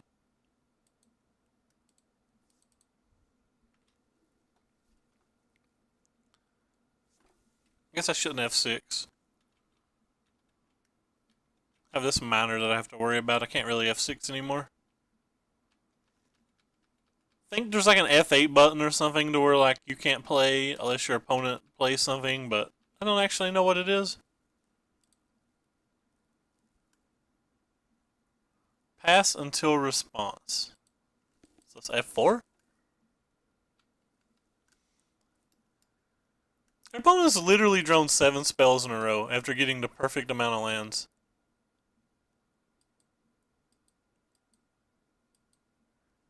Oh, sorry. 6 out of 7. I was wrong.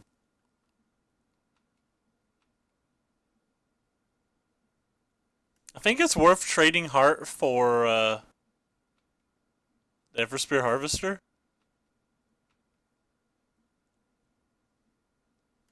Top decking a Braid and not having to worry about it would be perfect for us, though.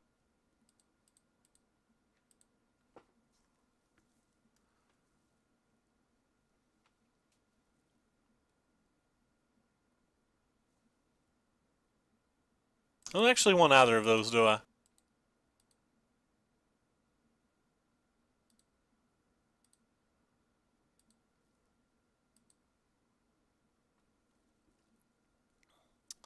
I'm attacking with the Heart of Kieran to hope that he, and not crewing with the Motorist in hopes that he makes a mistake and only like blocks it with 2 things.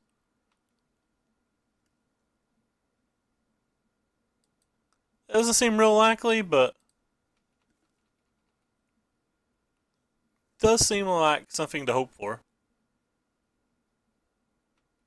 Sure. Alright, if he blocks with them all, that's fine. Again, I think getting the Heart of Kieran off the table is worth it.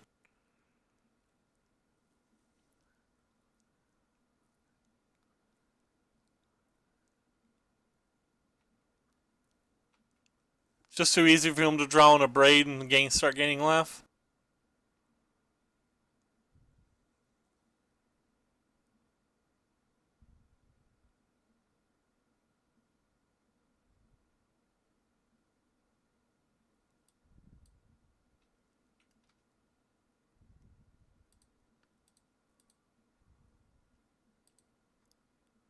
Go ahead and give our guy 5th toughness. And what do we do here? They get both his dudes, so it was well more than worth it. Give him the opportunity to make the mistake.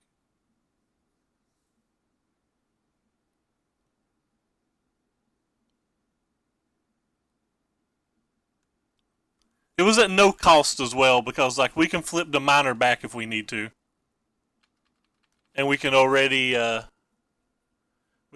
crew with the Heart with the other 2. So like it was at no cost to do that.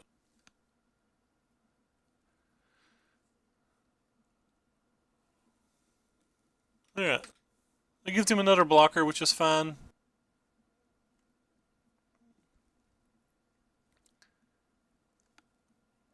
Probably gonna actually attack with the Motorist this time too. Maybe not. So 2 of his last 3 have been lands.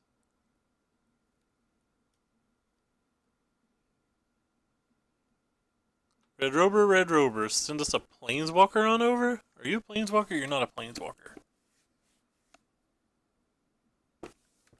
Alright.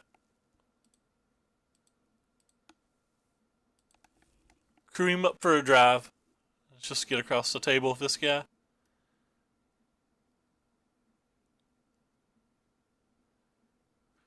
If he misses one more turn, we may be back in complete control.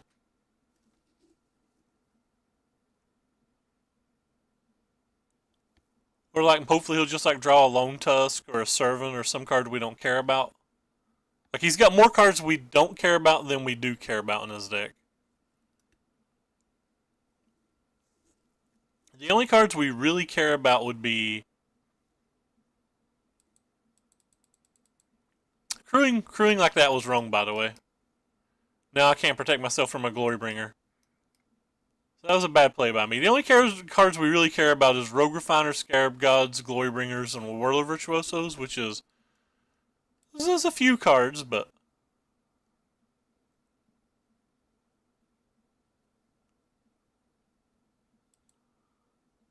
Guess we care about removal spells too.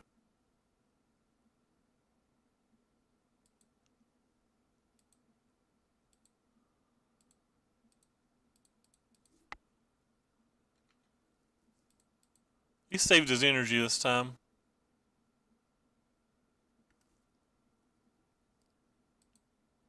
Hmm.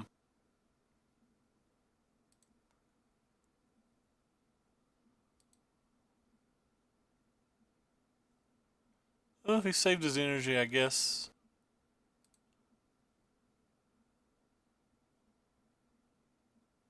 Guess I'd rather prove this thing.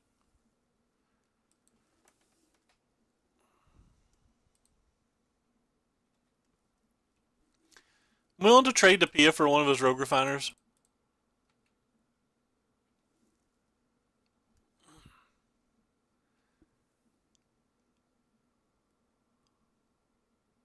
I put very little value on the Pia right now.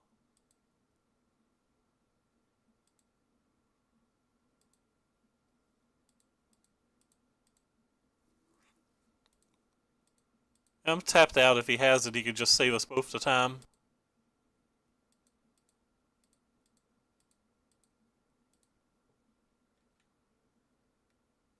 Alright, well, I guess he didn't have it.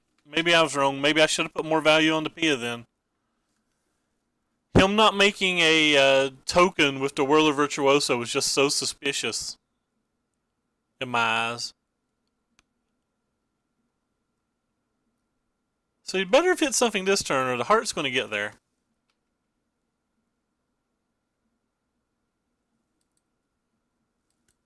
Yeah, I could have played that wrong.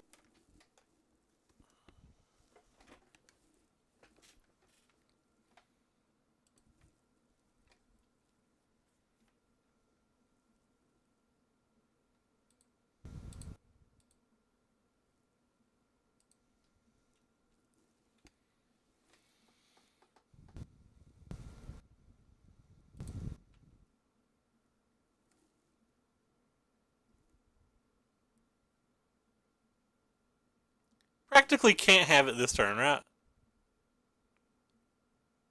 Have a Ramunap rune. I'd pressed F6 or I wouldn't even have waited till his draw step.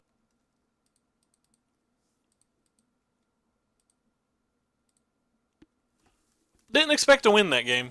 Our opponent mulliganed to 4 though, and it was that hard to win. That is scary when we're thinking about games 2 and 3. Oh boy, that's scary. Our opponent mulliganed to 5 on the draw, and we had a good hand. That is scary.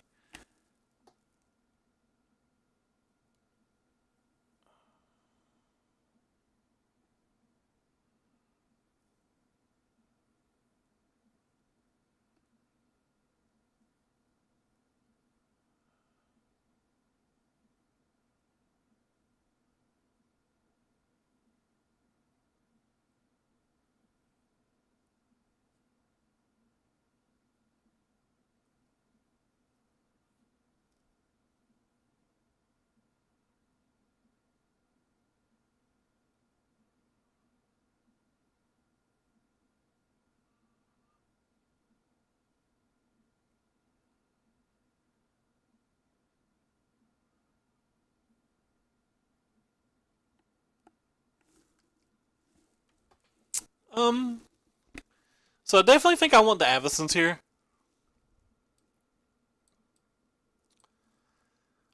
Gideon's never really impressed me in this match. I think it's too easy for him to pressure a Gideon. The Skyships seem at least average. The skills Whirler Virtuosos and Friends.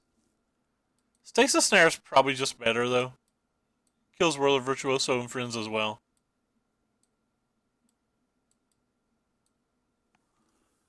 Do I want Chandra's? And if so, do I want the third Chandra?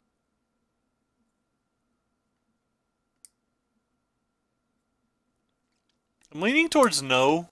It's kind of hard to protect them. So that being said, is 8 removal spells too many? Probably, but I definitely want some of the removal spells that can be used early in the game. Yeah, on second thought, I think Harness Lightning's slightly better than you.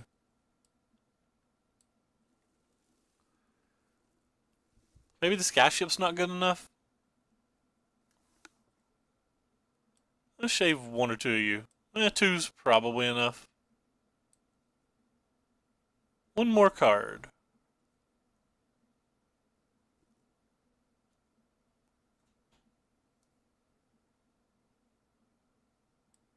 Alright. Give up. We'll try this.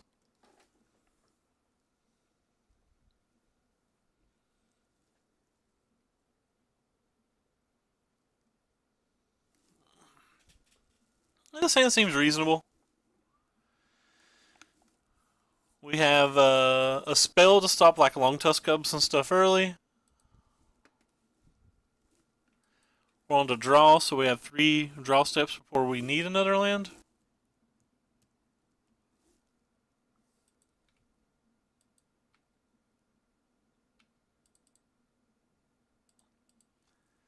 Currently we can curve out if he doesn't give us a 2-drop we need to kill. Fortunately, there's a lot of 2-drops in his deck that we do need to kill. That's not one of them. Could mean he just has an Abrade, though, which should also be bad for us.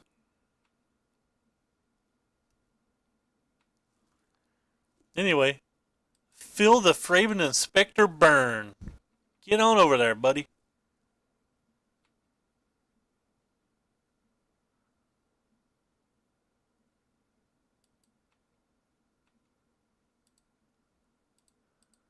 Our Kingdom for no Abrade.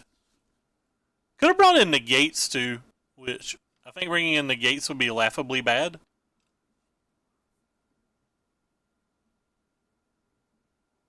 He went to the end step, so that means it's likely an Abrade, and it was in fact an Abrade. Woo! We got abraded. Yeah.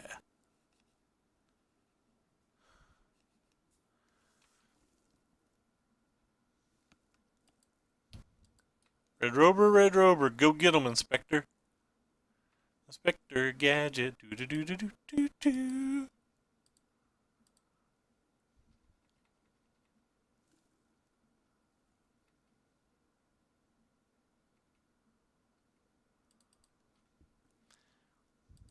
I'm actually not going to play a creature here because we can beat Bristling Hydra at the moment. Could just be wrong. He could easily just have Wonder thingy.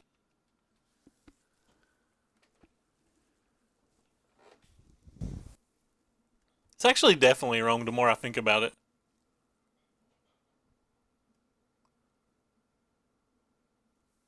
Sure.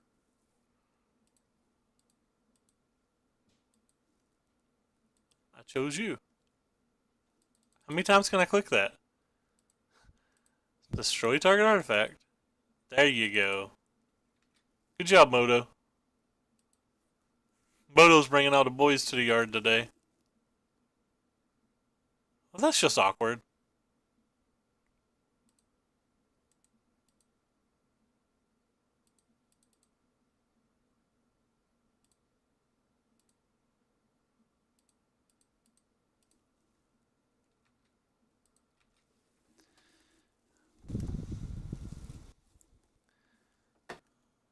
This game doesn't look to be shaping up very well for us either. I say that a lot because I feel like it's always true. I always feel like I'm behind. I'm like one of those people that think worst case scenarios. Well, that's not that bad. We actually get to kill that Chandra, which is kind of sweet. Oh, I guess we don't get to kill that Chandra. That was that bad. Oh, what a devil. As soon as he tapped it for mana, I got super sad.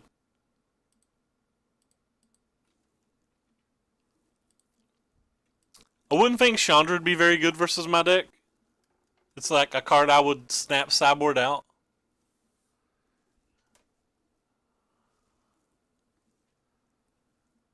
He wouldn't even consider playing it?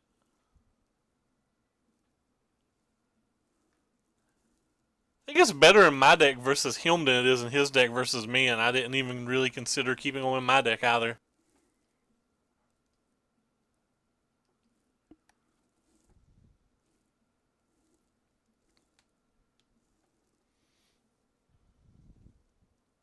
And a Radiant Flames. Alright, so this game's over.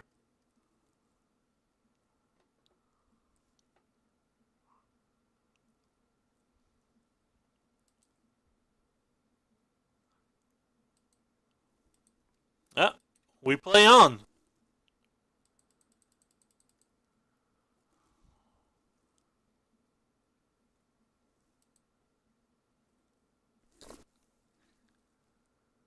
Between the Archangel and the runes, we can still kill Deshandra if he doesn't have anything?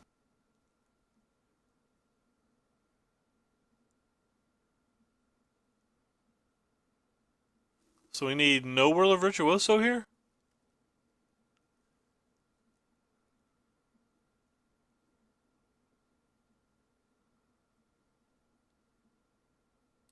Ah, sweet. So we can at least still kill Chandra.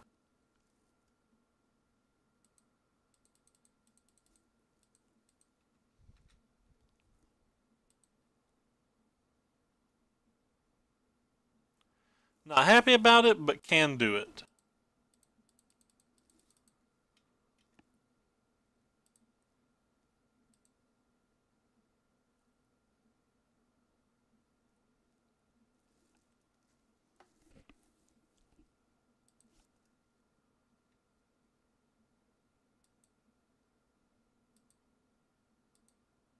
Come on, opponent. You're tapped out. This shouldn't be taking so long.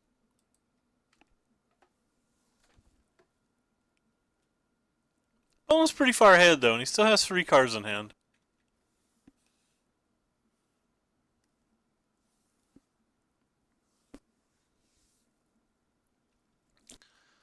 An untapped land would, in theory, give us a clear for the Wandering Fumarole, but, like, you would have to have next to nothing for that to work.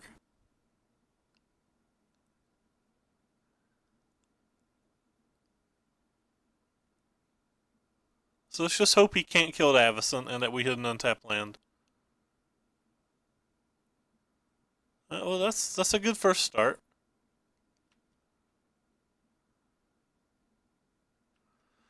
Not an untapped land, so what I'm going to refer to as worst drawing deck.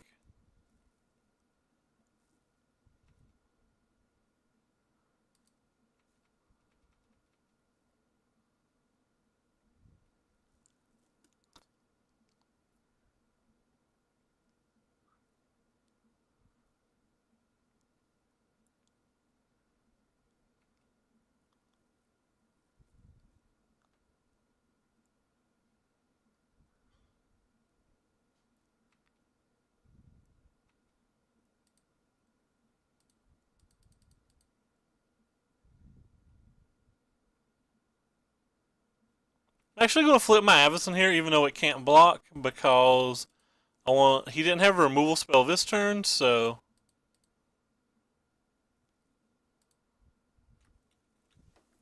he gives us the opportunity to block if we feel like it. It at worst case trades our Pia for one of his things. He already didn't show us a removal spell. I think we're evenish on board.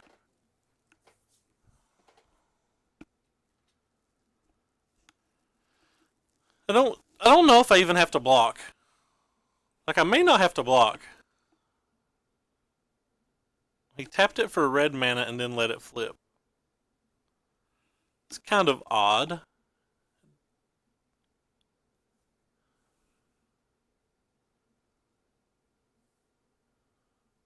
I'm not sure what he's doing with that red mana.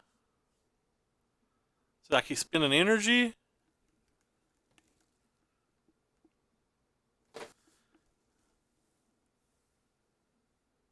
I guess he has 2 burn spells? Alright, so he had 2 burn spells. If he had 2 burn spells, why did he play the Servant? Why didn't he just kill the Avacyn?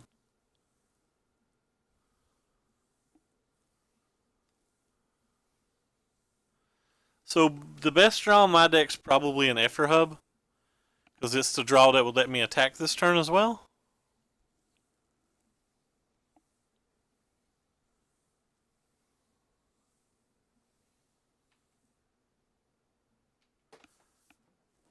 Well, that's not that. I had 10 damage on board, but I didn't have any way to get past this vigilant attacker, right?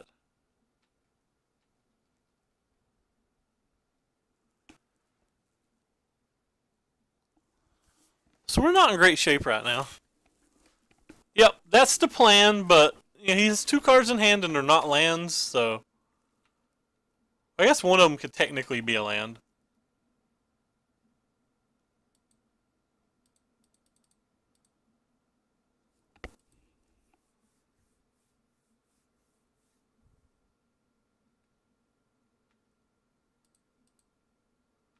Block.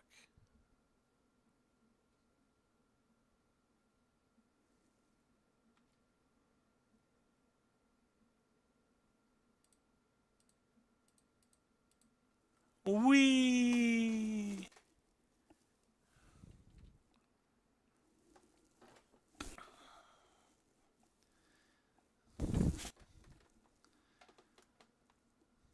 We're still alive. My kingdom, please. Big money, no wonder or no Whirler Virtuoso, please, because we're just not going to beat a Whirler Virtuoso. Alright, well, we could still technically beat that card. We have Stasis Snares in our deck times 3. That was not a Stasis Snare, so. Can't imagine a way to win now. Again, both not Stasis Snares, so.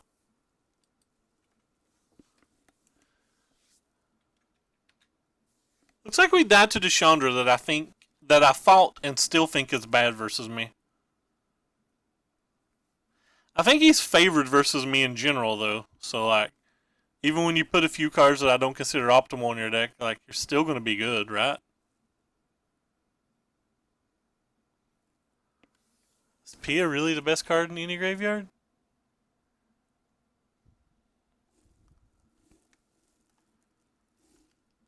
Don't actually have an out, do we?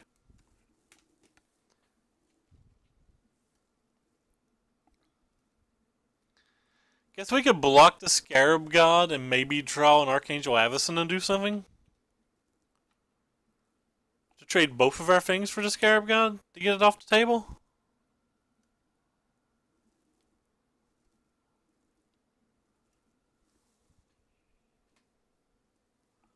Correct me if I'm wrong, but this is just game 2 and we won game 1, right? Our opponent has under 6 minutes left on the clock, so I'm asking that. Like, we may win by a little cheeky little timeout.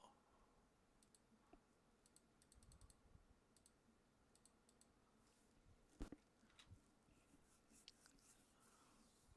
think blocking this is probably our best thing. Stops him from getting a thing back next turn, and then like maybe we can draw Archangel to block into Stasis Snare. So like maybe we can hit Runner.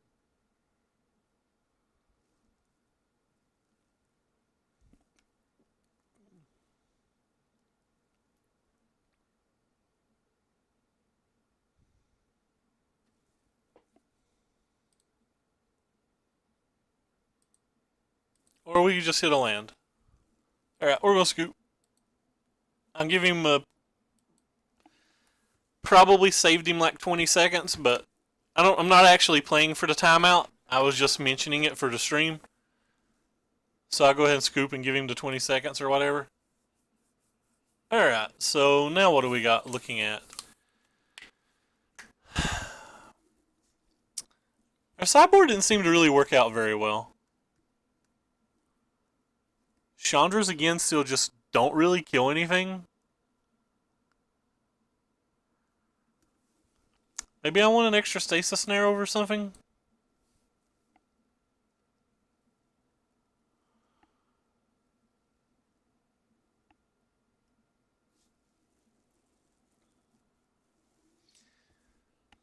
Let's remove another one of these.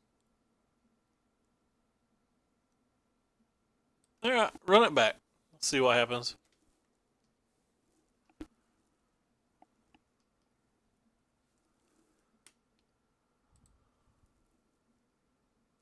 This sounds fine.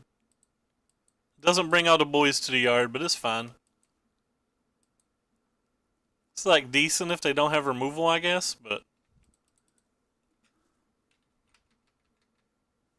Oh, the game bugged up and I F6 my turn 1.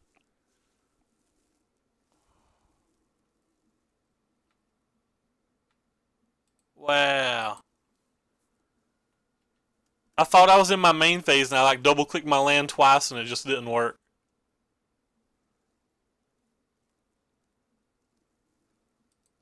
It had to be a lag thing. Probably cost us any chance we had at winning this game.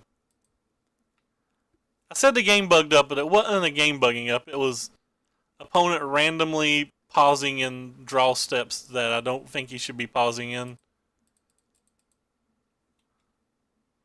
There's like no real reason to have not F6 there. But he got me. In fact, I'm pretty sure that he pressed the button and then like pressed F3 back. Yeah, it happens. It was my mistake. It wasn't his mistake.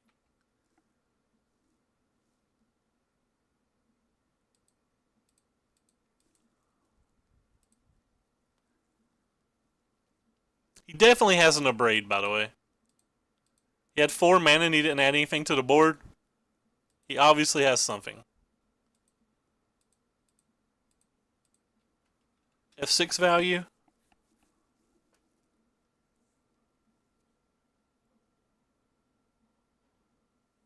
Us hitting our 6th land, by the way, when we still only have 4 spells is kind of bad. I was tempted to actually just kill this turn. Alright, well if he's using the... If he's using energy, I guess it's not that bad for me.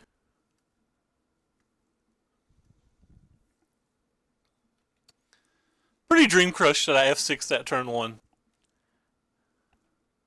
It kind of puts me behind the 8 ball the whole game. Like, I would be...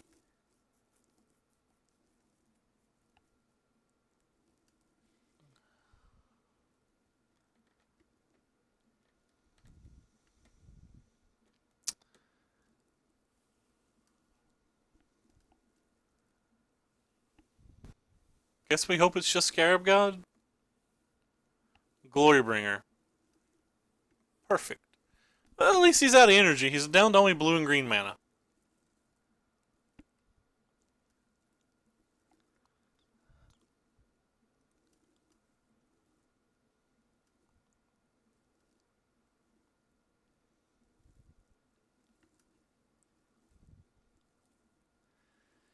He wouldn't have got that attack if we'd played correctly. We'd have a stasis snare for it.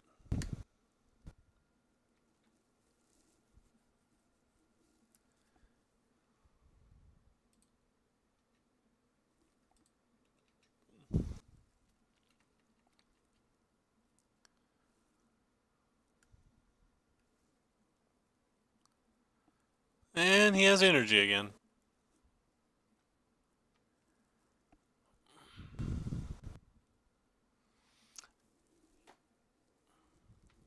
What does opponent have?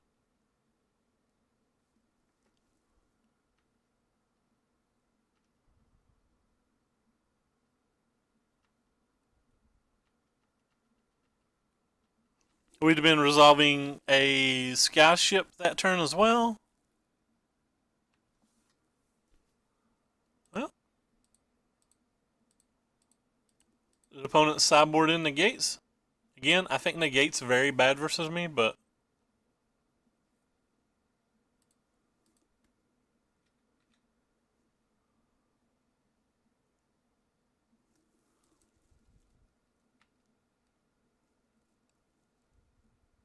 attack first, just in case he plays an appetite or something into a blocking with the Glorybringer, then the skyship could finish it off.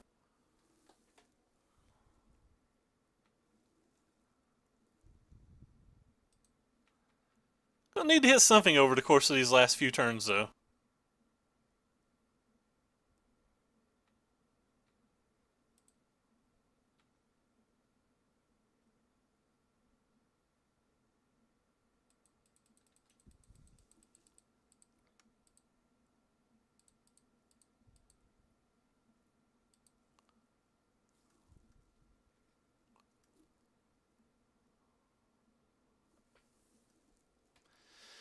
So if he has to braid for our skyship, that means he's back out of energy again.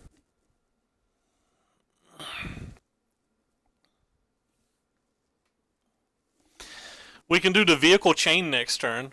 We can like toolcraft into harvester, into skyship, into dance like there's no tomorrow.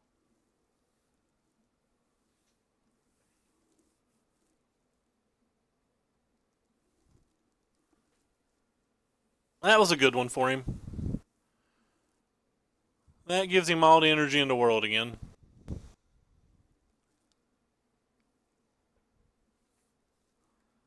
Yeah, so Noah Braid one time? He didn't have it the last 2 turns, so I guess it's reasonable for him not to have it this turn, right?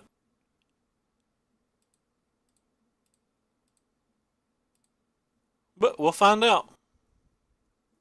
We can survive a Harness Lightning.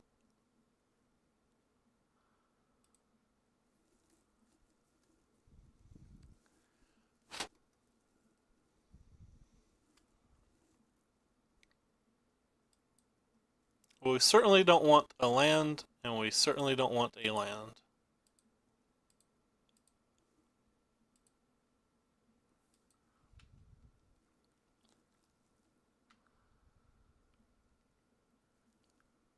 Do we get to attack?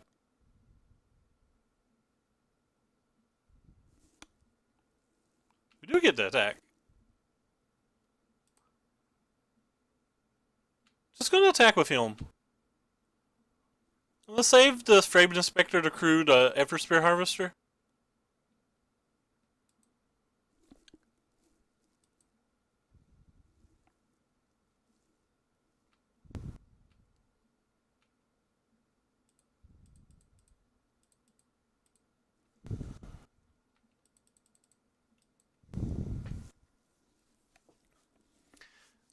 I wonder what all's in our opponent's hand. He still has 4 cards. It has to be practically nothing, right? Like maybe a Radiant Flames?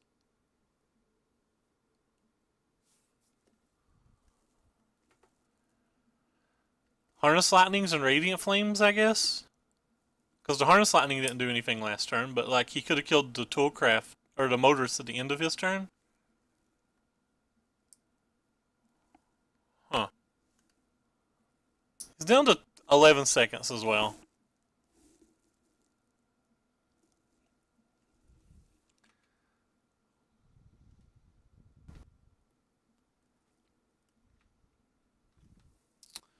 Alright, so we'll start with this crew.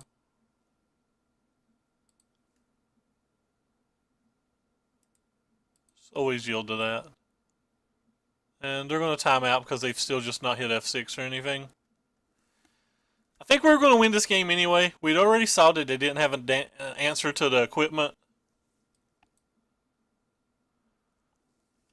Like he could have top decked a braid, I guess. He had two draw steps. If he hit a braid, that would have been pretty good. But I was going to attack with the Harvester and the Needle Spires as well, which he doesn't even have a good block. Then we had our own braid for a follow-up. I'm pretty sure we win this game either way. But we got there after timeout, even though we F6'd our turn 1. Like a bunch of idiots. We F6'd our turn 1, immediately blamed it on our opponent. Realized we were streaming and took it back because we were embarrassed. So yeah, if that's the type of thing you like, you should give me a follow. You should also click the links down below and follow both my Twitter and my Twitch. On my Twitter, you'll see every deck list I play every time I go live. And on my YouTube channel, you'll see all the streams, some additional content as well. And if you're watching from the YouTube, remember in every video you can click the description, or you can look at the description and find a link to the Twitter, the Twitch, and the deck list, and you can always find a deck list in chat by typing !deck list. So we're 2-2 playing for a pity chest. We have no white mana. I don't think we can keep this.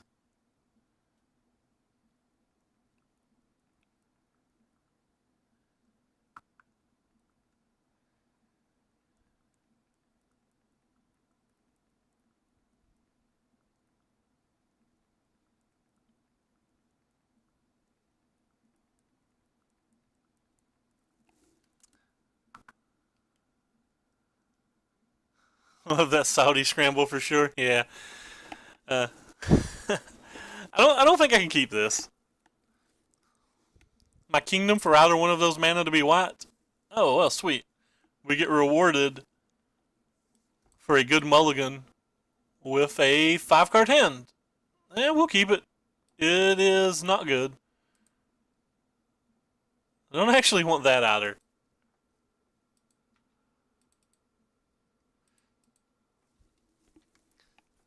Not that many red spells in the deck. I'm fine with just the Effer Harvesters. Or the Effer Hubs. Cool.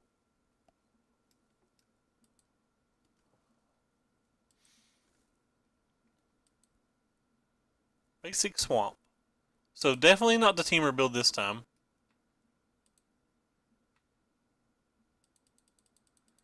F6 value, go ahead and use the clue. They have main deck Transgress or something, I'll shake their hand. Well, I would shake their hand if I got punished, but like, I already have my best 3 drops in my hand anyway.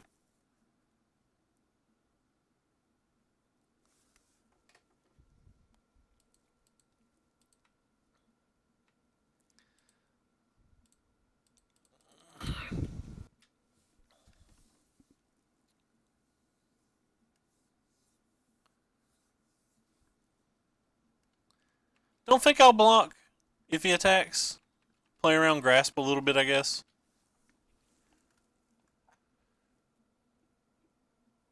And I saw Servant in the green-black decks in a hot minute.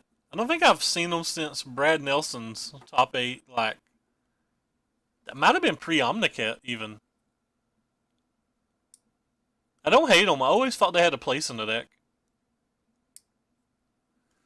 Lone Tusk Little Cubby. Little Cubbaroo. Would snap off the block now. Like, I don't mind to trade my Spear for a Servant plus a spell.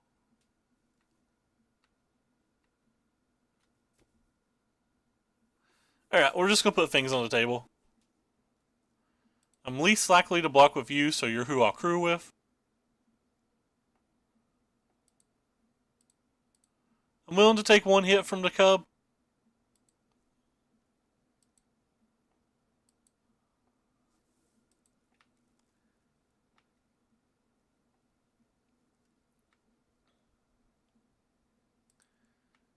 Go, Effer Swine. Go get him, buddy. Yes, we'll pay the energy.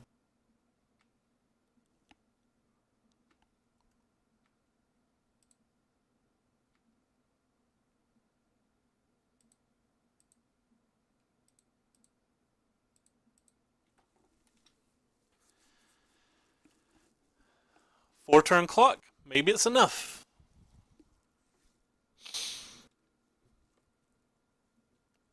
We can beat a lot of things like this. A lot of things we can't beat, too. He still has 6 cards in his hand. We did mulligan twice, but like 6 cards is, woo!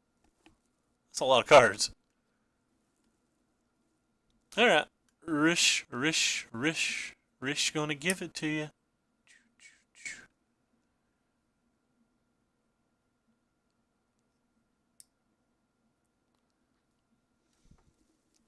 Ice cream all cheese. Another Fraben Inspector might be my best draw step here. He did not use his energy, by the way. He kept 1 set of energy back. Actually, my best draw step here might just be him not having... My best draw step might be him just not having a Walking Ballista, right?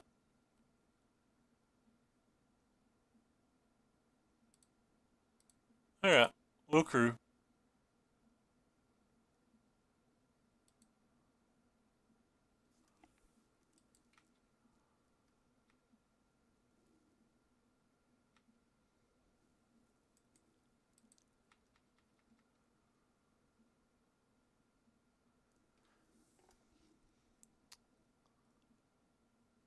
Interesting. So he wants to block and not trade, right? Hey, Nee, how you doing, man?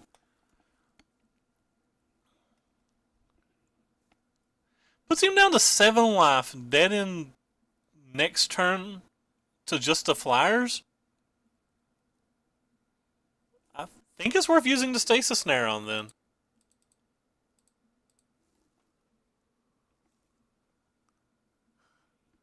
Hope you're having a good day.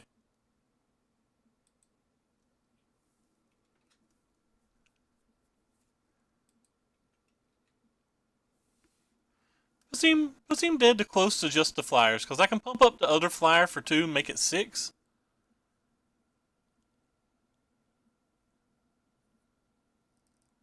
So he's got to be able to block the things on the ground as well. That's good to hear. Very good to hear.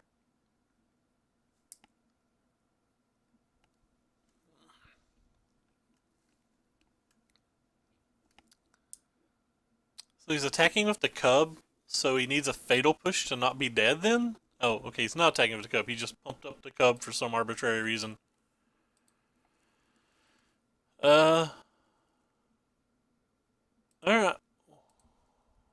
We'll just attack with these 2 flyers.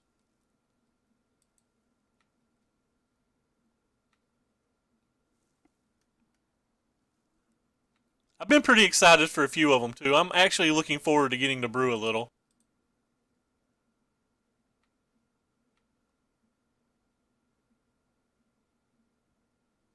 I think I'm gonna pump up the harvester one time.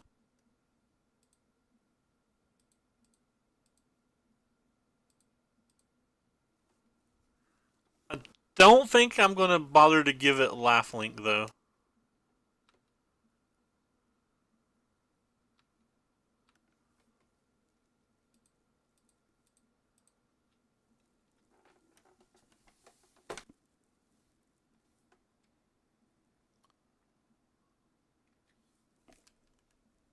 So I don't think I'm gonna bother to give it lifelink. What do you do again? Target creature can't block this turn. That does something.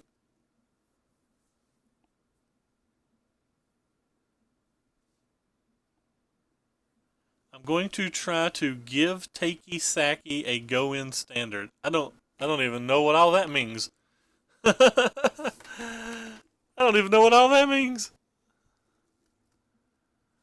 So we have 2 different lethal attackers then.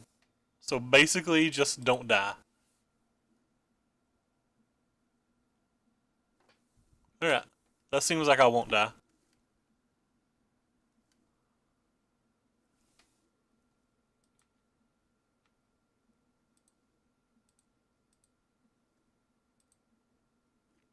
So now we have 3 different spells that can attack for lethal.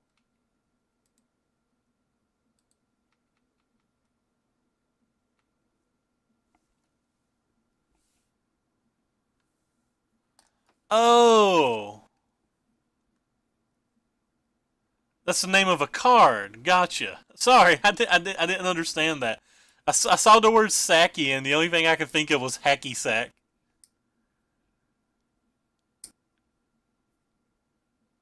That sounds pretty cool. I always like sacrificing. I just like the sacrificing effect or mechanic and magic in general. So being able to sacrifice my opponent's stuff's even better. Alright, so we're versus black green. They have showed us blossoming defense. So in general, I think these are pretty good versus black green decks, and in general, I think these are pretty good versus black green decks. The problem with most of the black green decks is Walking Ballista and sometimes Lilianas, which make me dislike all of our X1s. But considering that we have 11 X1s, 13 if you count the Pias, it's just impossible to dislike them all. I'm also absolutely terrified of the fault of a turn 2 Walking Ballista or Winding Snake, so I think I definitely want those. They also deal with Virtus Gearhulk later in the game. Cards that I think are less good here. I kind of think the Guineas and the Chandras aren't particularly good. Captive Crew. I'm not sure what Captive Crew is. I know what Hidden Stockpile is. I know that one. We know what hidden stockpile is. 5-mana destroy target creature. Ooh. Is it scry 1? Is it an instant?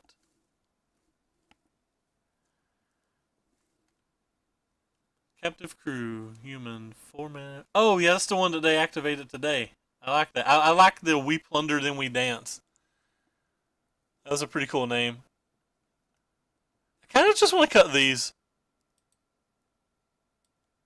It can't be right to cut these as much as I have today.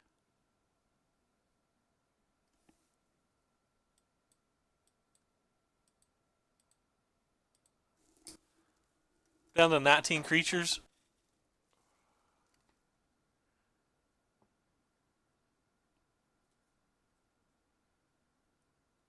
That's not bad. 5 mana for that sounds pretty decent if you draw it. Alright, so this hand doesn't seem good, but he mulligans, so I believe we're going to keep it. We still have 8 artifacts to activate this on turn 2. He scryed to the top. We do have our more powerful spells in our hand.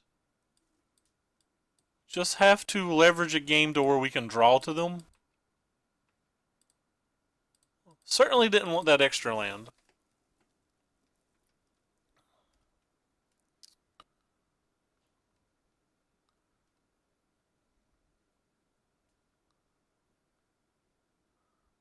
Alright, so we have six ways to kill that and 8 ways to attack through it. Or we could just draw land. The problem is a lot of my cards seem about useless here. Right? Like if I'm cutting the Heart of Kieran's didn't seem good, the Motorists didn't seem good, the Miners didn't seem good, and the Toolcrafts don't seem good.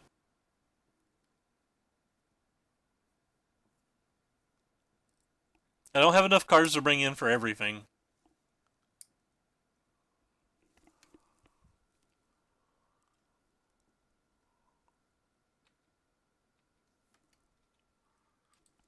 Honestly, it doesn't matter what's in our deck, though, when we're going to draw 7 lands in our first 10 cards. Game's not really over, but like we're certainly not a favorite to win anymore.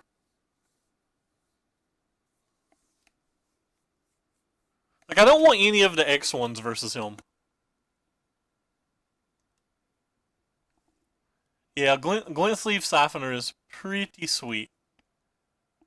The way he tapped his 4 mana makes me think it's just... Oh, it's just a Gear Hook? Yeah, okay. Next game.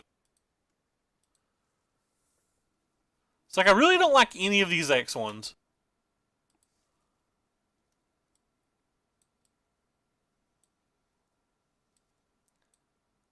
These are better than nothing, I guess.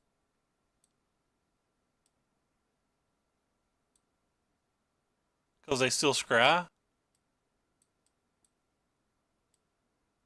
Guess we can cut them.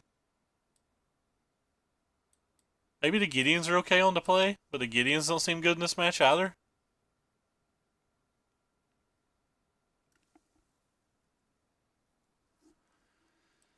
Not a fan of the Nahiri. It's probably at least more Planeswalkers if we're leaving the Kieran in. I wonder if it's Gideon. Like, Gideon doesn't seem particularly good here, though.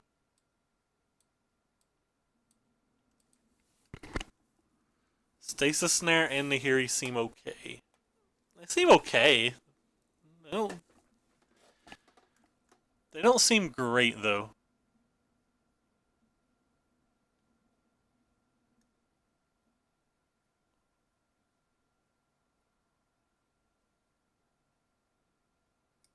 Seems like I just have too many equipment if I do something like this. There's too many vehicles, rather.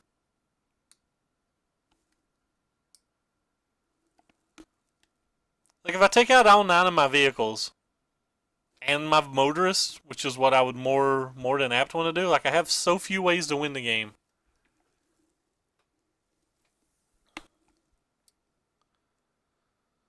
I kind of don't want any of these 12 cards. Or 13 cards. I kind of don't want that either.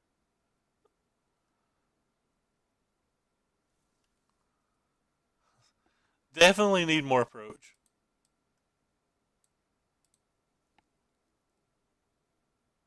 Let's try this. I honestly think Davison's the best card in my deck in this match. Yeah, this hand's reasonable. We have an answer for our turn 2 Winding Constrictor, which is what I'm most afraid of. We have some creatures.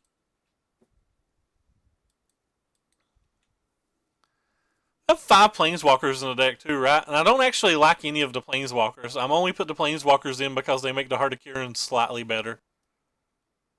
Like, I don't like any of them.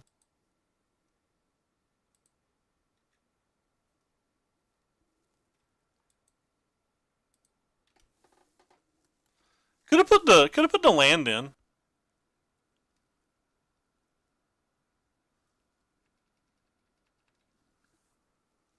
Could have sideboarded into land. Oh well, that's good for us.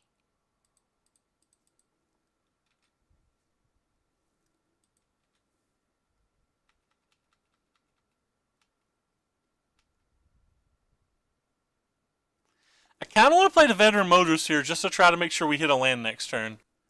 How bad is that?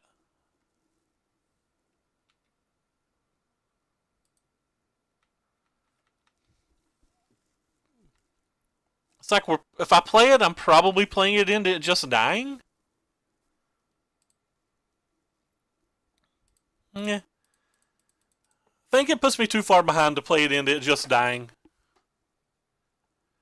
If he's got a natural state or whatever, it's less likely that he has it than like a fatal push or something. Well,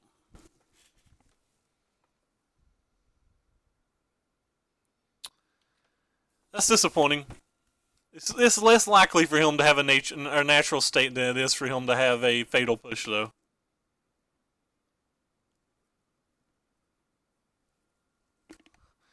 I like how Jay still says he doesn't think that there's a wrong play when I actually think I have to get incredibly lucky to even win. Like, I think I'm extremely far behind.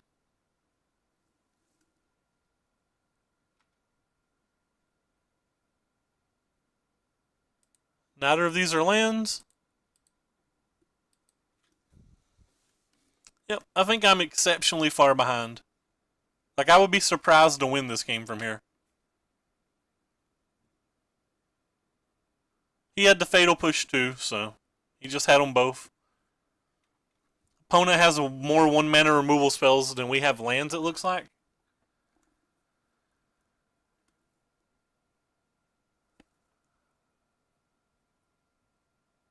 Wow, he's Abzan.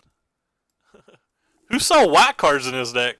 It's the first white mana we've saw in 3 games. Alright, so he's attacking?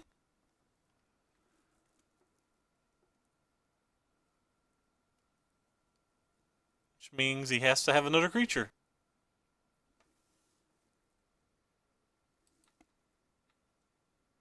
We just scribed that to the bottom, by the way.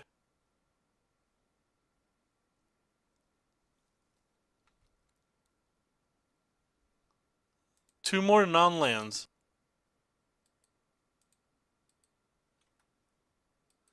We're certainly not going to win a game that we don't get to play any spells that matter.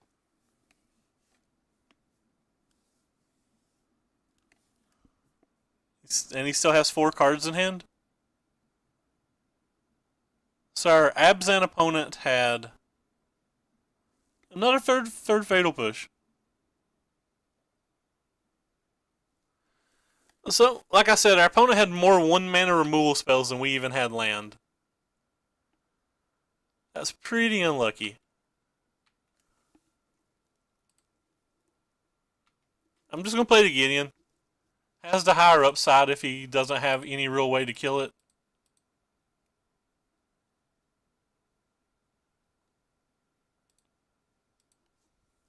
Opponent does seem to be flooding out, though. Because, like, he's got 2 more cards in his hand, but he had 7 mana, or sorry, 6 mana that turn. If he had something, he could have played it. If it's just 2 removal spells, it's just 2 removal spells, and bye-bye Gideon. One of them could be a Blossoming Defense or something, though. Nope, it's the 4th 1-mana removal spell.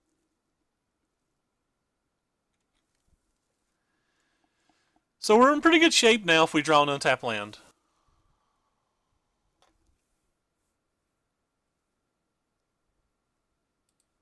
Go ahead and try to protect Gideon. Gideon is officially protected. And we hit an untapped land.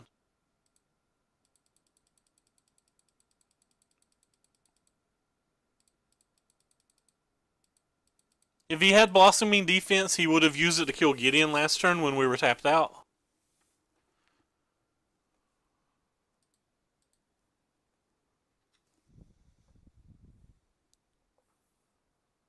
And Avacyn dies to Grasp of Darkness.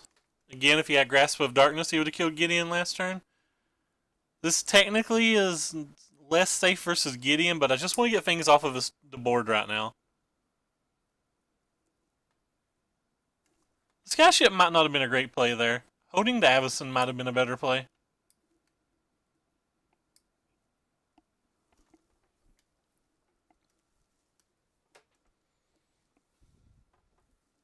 Oh, he didn't block. Find that kind of awkward. Yeah. Don't know what our opponent's 3 cards is. We'll find out the hard way, fam.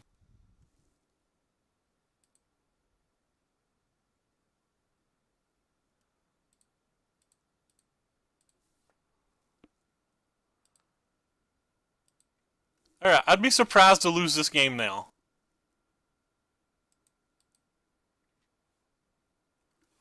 He could have drawn a Blossoming Defense. Heroic Intervention? Sure. That's an odd card to sideboard in versus me, but...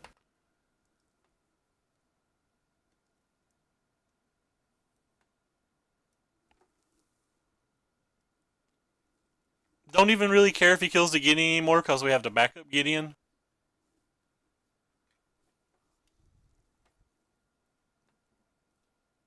Could have done an additional point of damage with the Fopter, but I'd pressed F6. Kind of lackadaisical phoning it in now.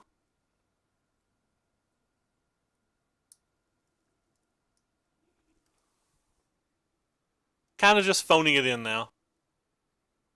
Ooh, that was a good one.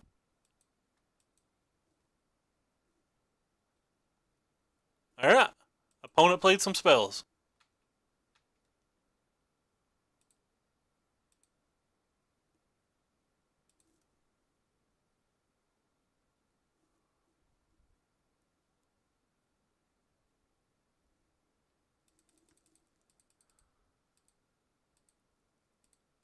Oh, that would have been a misclick and a half. Go ahead and make him block.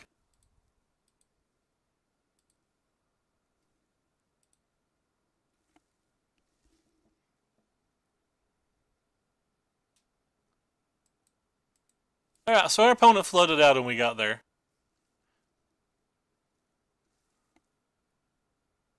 You'd be defensive when we're at 14 life and the opponent has to block.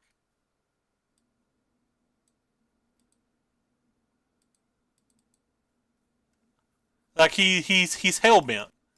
And this thing dies, or he's dead. So like, he's got to beat all 3 of these threats. I have 3 lethal threats that he has to beat with 1 draw step. I don't think I want to be defensive here ever. Like, is there a single card in Standard that he can even draw to like get out of that? Oh, okay, fair enough. Yeah, with him at 10 life, like he has to chump block. And with this chump blocking and him being hell-bent, like we're definitely solid as can be. Anyway, so I don't know if this deck actually did well anywhere. I know that I was told it won a Nationals somewhere. Again, I don't know if it won a Nationals anywhere, but it seemed kind of fun. Again, it just doesn't seem as good as Mardu Vehicles. None of these decks that we try all of these little like random Mardu decks and vehicle decks that we've tried, the Claim to Fame deck and all of them, like they all seem fine, but like just none of them seem as good as either of the Mardu vehicles or like the Mardu with Fault Knots and the like Matt Severa with Fault Knots and vehicles, or just a more traditional one with Gideons and vehicles. Like none of these decks just seem as good as that.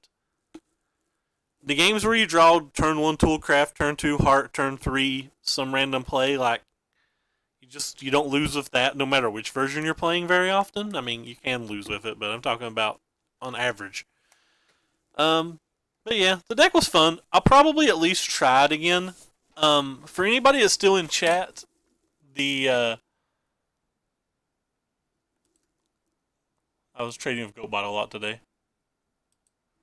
So anybody that's still here, these are the decks I plan on testing pretty much for the next week. And when I say testing, I mean playing. Fair enough. We're definitely going to keep playing some more blue-white approach all the time because blue-white approach is our baby. We're going to try Yuya's 4-color energy deck at some point. A 4-color teamer deck. We'll either play approach or we'll play this tomorrow. If anybody has any particular votes, drop them. Drop me a line on the Twitter or somewhere. Give me a message in here. But like, approach and 4-color energy are the 2 next decks we're going to try. We'll probably play some more just red-white vehicles. We might actually try Mardu vehicles at some point. And at some point we're going to go back to Pummeler, because Pummeler's how we started our channel, so. I don't actually know what card I'm missing from Pummeler right now. Oh, I'm apparently missing a couple game trails. Whatever, we'll buy them. It's not that big of a deal. This is a very outdated version. Ignore this. Anyway, so pop up the vehicles list that we just played. And then I'm going to hop off here tonight because I'm still kind of feeling sick, but I wanted to force a stream. I'm happy we got our little pity chest out of it, and I appreciate you guys coming by. Thank you for the new follows. And let's see who we're going to host. I guess we're going to host Eric, because Eric's good people. He's testing Modern, not really a Modern fan, but this standard's kind of dead anyway, so. This guy's a much better player to me. Anyway, thanks for stopping by, everybody. Appreciate it.